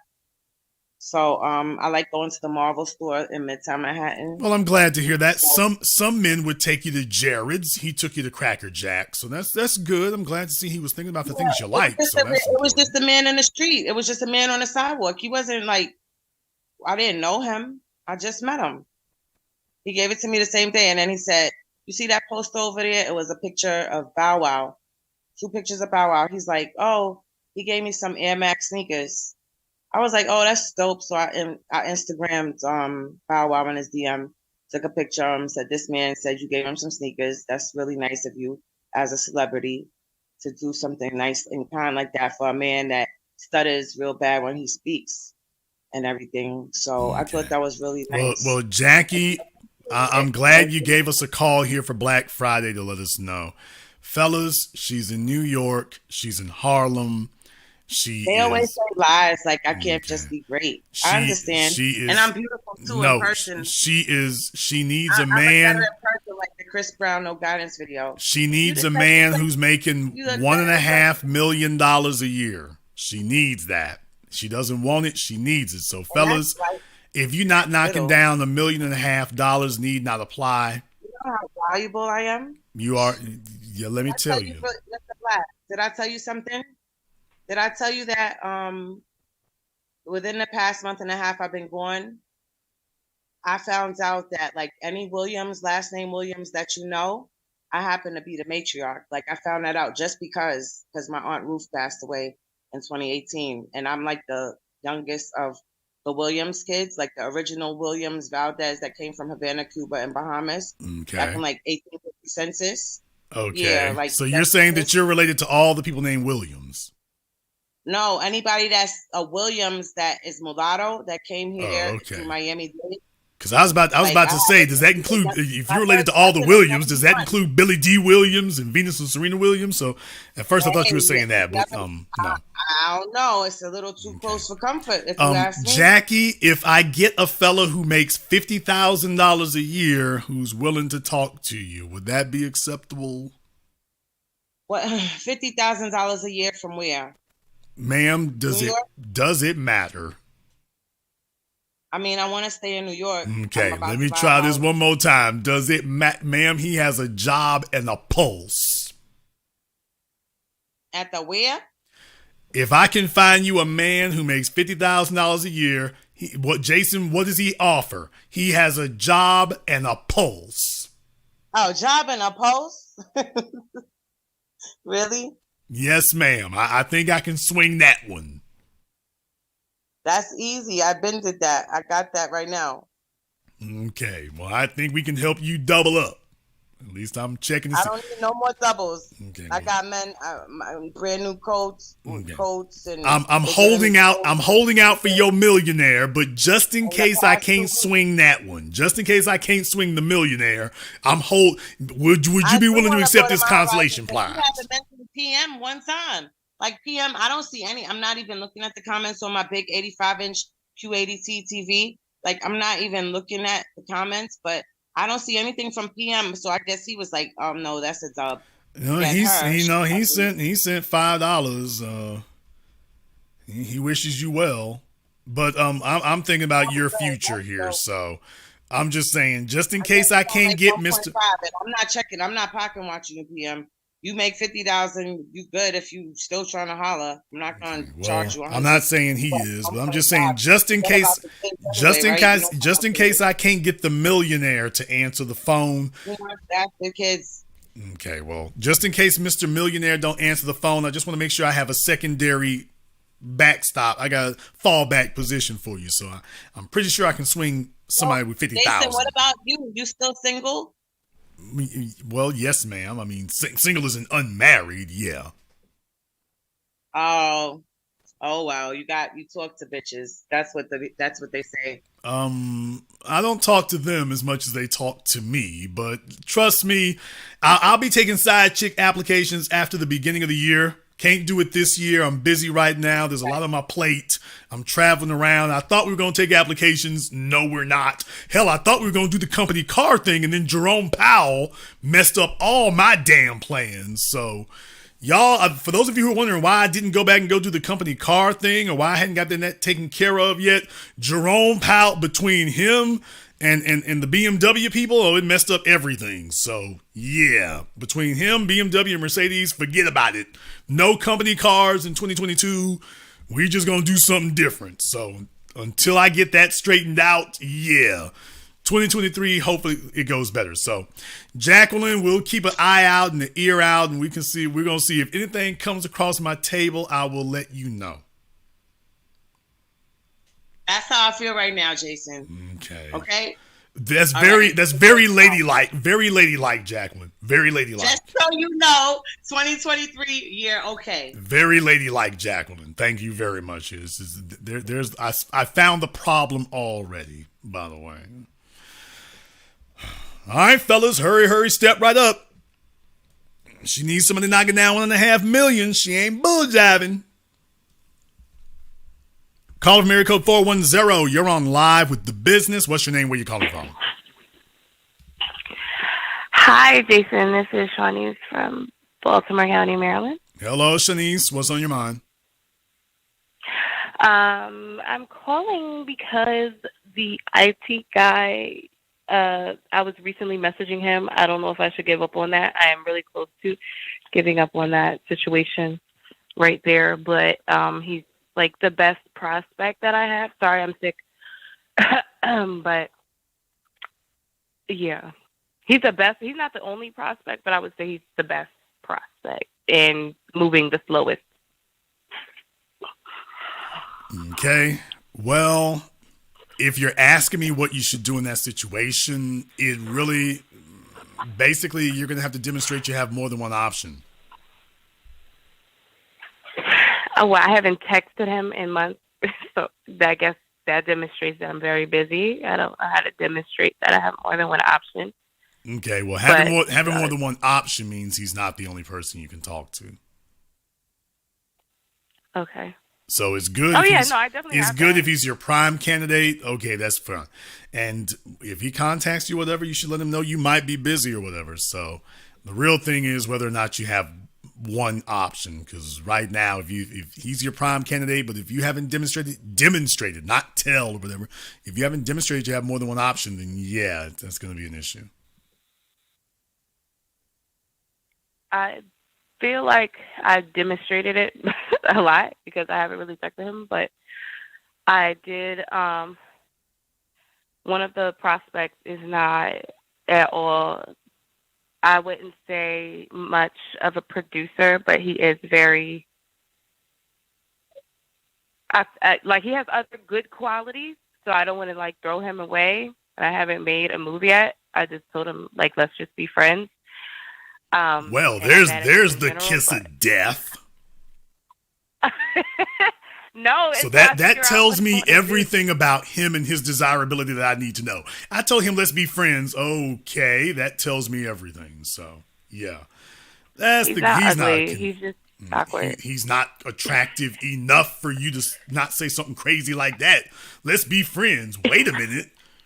When a woman is interested in men, she doesn't start talking about friendship. She's like, okay, a woman only puts you in the friend zone when she's not interested. So that's what I'm saying is you need to have some better options.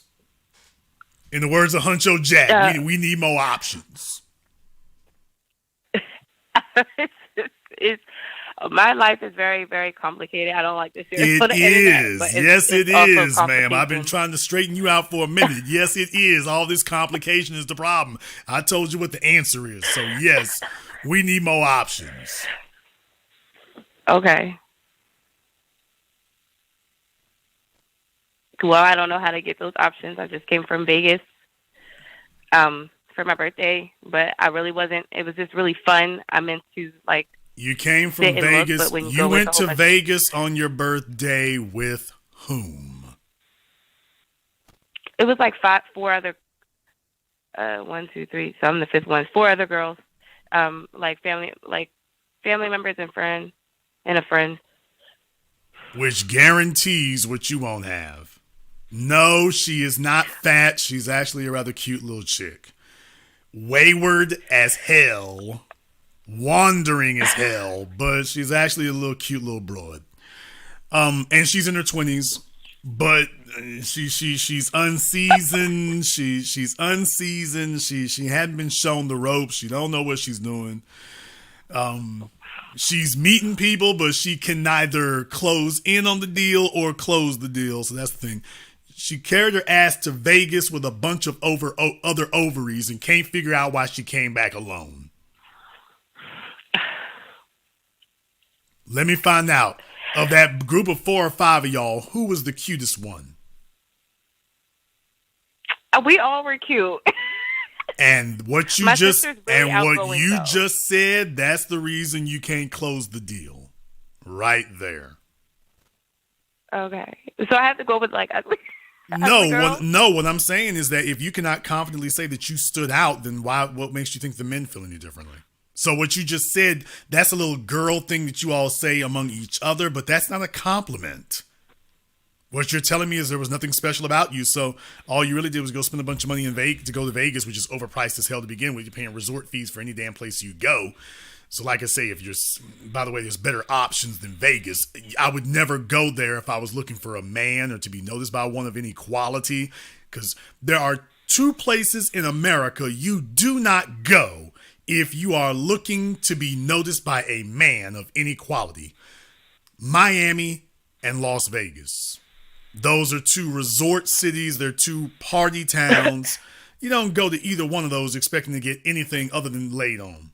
So you know a female is dumb if she's going to Vegas or Miami and doing anything, talking about anything about her single issues. So no.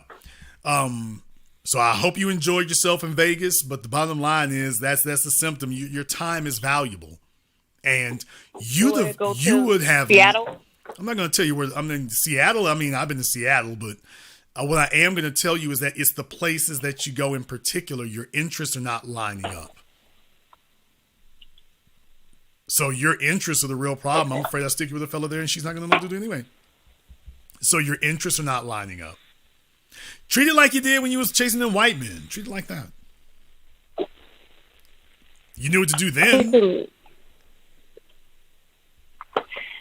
Now you notice, when you wanted a white man, you didn't have to ask all these questions. She knew where to go. She knew where to go. She knew what to do. Now all of a sudden, I don't know what. I wasn't chasing them. You weren't asking all these questions then. Of course, I see them too much when she's interested in a white man, she knows exactly where to go. It's a lot of them, Jason. Ma'am, there's a lot of black men too. I love black men too. Okay, well, there's a lot of non-white men too. Okay, how is it with the white men? You don't need any help finding them, but when it comes to anybody else, all of a sudden you need a CNI dog and a road map. Oh my gosh, the IT guy's black. Okay, but my point is you could figure it out when it was white men. How the hell is it when it's non-white men all of a sudden you don't know what to do? I don't know. Jason, where do I go? The same place you met them white men. The same place that you go back there. I'm in Baltimore County. The white men, black men, a lot of the men are not of the greatest quality here. Okay, the women are not of the greatest quality either. I'm not going to lie about that, but water seeks its own level. So before you go around condemning the men, first and foremost, just remember, if you're not thrilled about the options that you're being presented, it might be because the manner in which we see ourselves might not be the way the world sees us. So before you go throwing stones around, just keep that in mind first and foremost. But here's the real thing. A female in the 20s and 21st century, baby, you ride down the damn street from D.C., I mean, it's a Friday night, and you're sitting up there in Baltimore. You're right down the road from D.C. You're 45 minutes away, 45 minutes to an hour, depending on how bad traffic is. And you sitting here. You got one mall up there, Pentagon Mall in D.C., and I'm just saying, but you're sitting here. You're sitting here. Flagship stores down there. So that's one thing that men who got means and whatnot, they go shopping in certain places. You can find single guys at Nordstrom's, at Saks. You can find single guys there, and it should be easy as hell for you to strike up a conversation.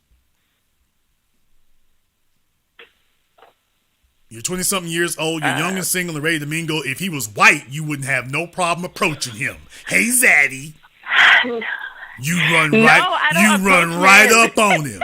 If he was white, you'd have no damn problem running right up on him. You wouldn't, the shy routine, that's my ass. White men don't approach black women like that. They don't have to. Y'all sit up here, hey, baby. Yes, they do. I'm sorry, Jason. I'm sorry. I'm a little bit different. I don't coach men. All I'm going to say is you can sit here and watch another year fall off the calendar if you think you're just going to get younger as time goes on. I just had a birthday, so I'm already feeling 30, even though you're I'm not 30. Drinking. 3 years away. No, I'm drinking orange juice. I'm sick. I don't know why. I don't know why after all these years, folks think they can get things past me or whatever, and they don't understand. By the way, Jason didn't keep his head attached to his shoulders this long by not being perceptive. But by the way, you're drinking. No. I'm actually not. I'm not. I promise you I'm not. I'm drinking orange juice. I do get a little bit loony when I take medicine, though. Okay. Ma'am, we can watch another year fall off the calendar. That's up to you. What I am going to tell you is you have no problem approaching white men. Put that same confidence into effect. You have a number of different places you could be. It's Black Damn Me Friday. There's a number of different places you could be, but you better start being a lot more sociable. Now, what the recommendations I usually give women is just understand where men are. So if you're going to, men of means or men who are serious about life, they go to certain places. They're going to be in certain stores. We ain't going to be hanging out at the Xbox store. You're never going to catch me dead at Foot Locker. You might catch them at the beard store. You might catch them at the barber shop. You might catch them at the cigar lounge. You might catch them at Nordstrom's or Saks. Things like that. But if you're doing other things, that might be different. Your results or mileage is going to vary. But I am going to tell you one thing. I couldn't help but notice it's Black Friday, and she's sitting at home. No, I'm sick. I'm sick. That's why. Maybe this isn't the best but time I still for watch your broadcast because I love it that much. Maybe it's not the best time to be doing that, but what I am going to say is just as soon as those sniffles clear up, you need to go and get you some of them nice boots and carry your ass down there to the Pentagon Mall or something. But I am going to tell you that you need more practice. You are not going to be able to wait for somebody to come approach you. That's not going to work for you. You don't want to have the stench of desperation on you either, because you can strike up a conversation without being desperate. We got to work on that part. It's easing y'all off the desperation thing. But you should be able to strike up an intriguing conversation without looking desperate. Okay, I'll try that. That's the element that I think is missing. I think you have the stench of desperation on you when you start talking. If you're too engaging, men can tell. No, it's only when they're cute. Okay, well, if you can't learn to act like you're worthy of it or whatever and not look desperate, just understand, okay. 90 seconds. Can I ask you a question, Jason? I don't want anybody to make any assumptions, but how do you feel about sugar daddies? How I feel about sugar daddies? Yeah. In your case, no. Because you don't know how to handle one. Why not? Because you don't know how to handle one. You don't have the discipline. 60 seconds. You do not have the discipline. You don't have the reserve. What I'm saying is that the problem for you is you're a 25-year-old who acts like a 16-year-old. You're just going to get screwed over. You need to be a 25-year-old who acts like a 35-year-old, not a 25-year-old who acts like an 18-year-old. That's where you're going to keep getting screwed up. You're not dealing with these high school boys who don't know them. You're dealing with grown-ass men who understand life and have a firm grip on it. And if you don't fit the bill, there's always something else you can do. He's not going to tell you any of this. He's just going to put you to use. And that's what you don't want happening. So what I'm telling you is in your case, you know, the maturity quotient, we talked about that before. That maturity quotient is not together yet. Years are falling off the calendar and you bull jiving. So if I put you in the hands of a man like that, you wouldn't be able to parlay that situation into something better. He's not going to see you as a mature woman. He's going to see you as a 25-year-old kid. And that's the kiss of death from a man.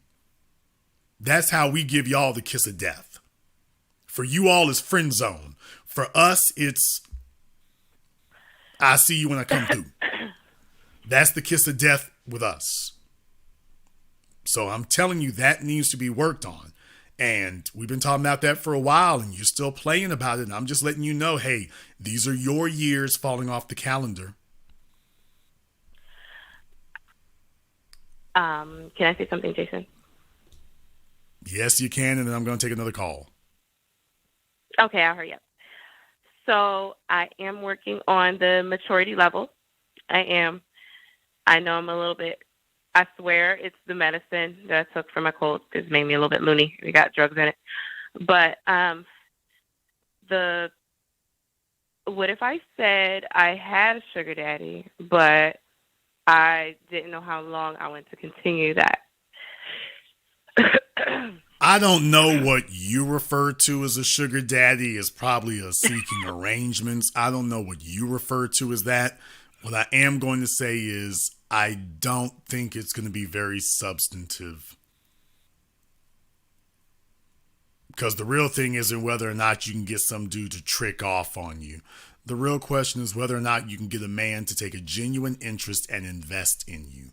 Those are two separate things. So I do know that you have had some success getting some old wore out dudes to trick off on you, but that isn't the standard that I gave you. And especially at your age, the last thing you need to be doing is running up a body count, a superfluous body count. Oh, no, it's just one. Okay, well, no, ma'am. It's just one at a time. It's not just one, it's one at a time. So what I'm going to do is I'm going to recommend to you that maturity thing needs a lot of solidifying. Your maturity is not solid. You strike men at the initial presentation as being not mature enough, and that's it. They don't give you a second chance to earn more. You never get a second chance to make a first impression. So that's why I'm saying, hey, that needs to be worked out. It really, really does. Because dudes will have sex with you and they'll be cool with you and they'll like you and they'll be, you ain't got no mileage. You don't have a future. They're not going to tell you that part. They'll be thinking it and they'll know it just like me. Problem. I ain't trying to have sex with you, but they are. So they're like, hey, well, Jason don't want to, but I'll go ahead and do this. And they're not going to tell you what I'm telling you. They're just going to treat you like it. So I've been telling you for a while, that needs to be worked out. The problem is you got a bunch of goofy ass broads around you. You don't have any real mature females around you. And I wish I could tell you where to go to find that. We used to be able to send y'all to church or whatever. We don't have that anymore. Now we just have a 40-year-old goofy, immature chicks. 40-year-old childish chicks. 40-year-olds with LOLs and laughing emojis. They're supposed to be the most serious damn people in the room, most sophisticated, serious women in the room, 40-something-year-old women with LOLs and laughing emojis and selfie sticks. And here you are in your 20s, and you need to be in the company of some mature women who are built. And y'all ain't really got it like that. The mature women who are built are snuggled up with they dude, trying to keep him from having wandering eyes and wandering hands. And y'all don't have them as your mothers, your aunties, your grandmothers. I mean, I do not have any good news to give you there. I don't have that. Folks been talking about the finishing school for that forever. We don't have that. We don't have that. So the only thing I can tell you as far as you females are concerned, you need to spend as much time around dudes like us. But the thing right here, what you're not liking about getting serious, that's the first thing. Talk. The basic information I would give you, basic advice I would give you, talk a lot less, listen a lot more. Because the less you talk, actually, the better. Because it gives you fewer opportunities to expose where your weaknesses are. You know you have weaknesses. Stop giving yourself so many opportunities to express them. That's a start. Yes, sir. That's a start. The other thing I'm going to recommend you do, take your ass to a store like Nordstrom's or Saks or something, Bloomingdale's, and get some of them older women in there to help you with your wardrobe and your attire so that you can have some women who actually got a half a lick of sense to be able to talk to you. Because dressing the part is going to be an important thing for you also. And when you go there, you say, Jason, what do I tell them? Tell them I got a 48-year-old sugar daddy, and I need to be able to dress properly for him. No, I mean exactly what the hell I just said. You go find a chick in there who's over the age of 40, and you tell her, I got a 40-something-year-old sugar daddy. I need to dress appropriately for him.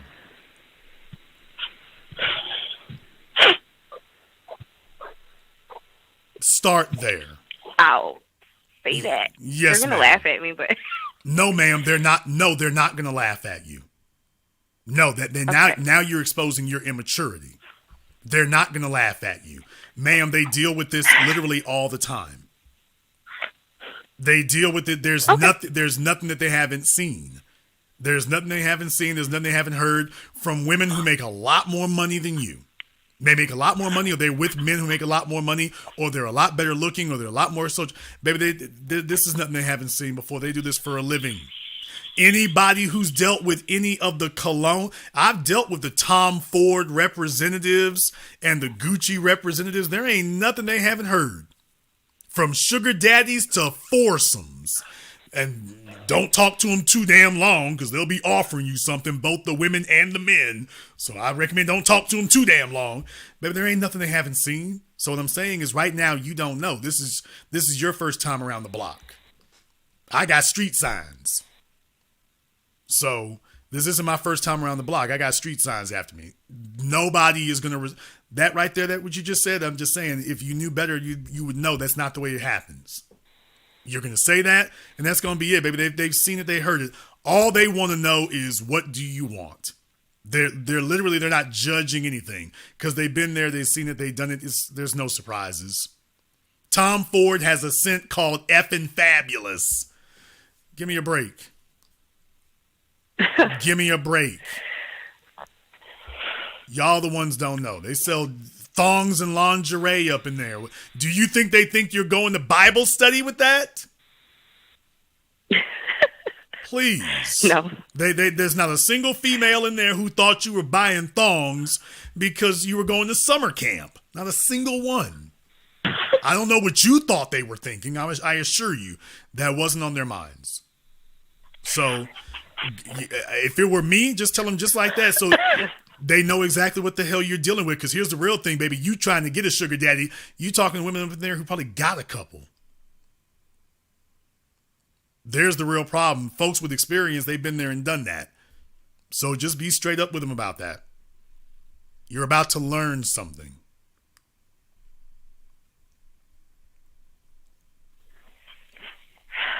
Yes, sir. I'm definitely taking notes.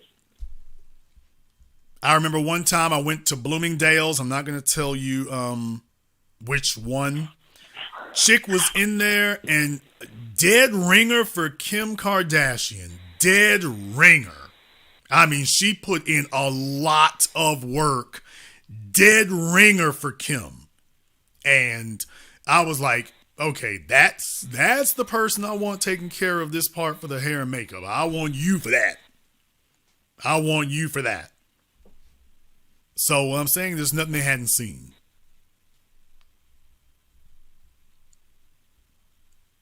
You have your assignment. Yes, no problem. And I'm not. Get to work. Caller from area code 646. You're on live with The Business. What's your name? Where you calling from? It's Jacqueline again. Hi. Jacqueline, you are wearing it out tonight. Pharaoh said to call in, so I saw it in the comments. Who said to call in? Pharaoh. He's just part of the chat. Okay, well, Pharaoh cannot tell you to call in. My mods can tell you to call in. Other folk can't tell you to call in. Give us a call back Monday, Jacqueline. Y'all, she is lit tonight.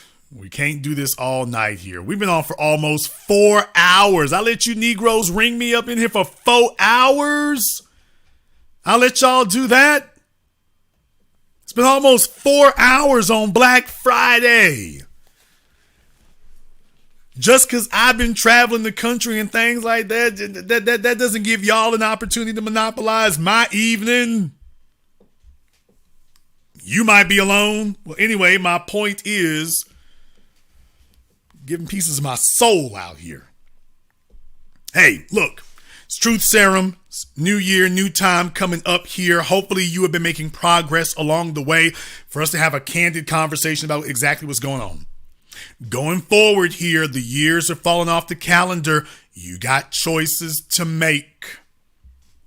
You got choices to make. I suggest you make good ones.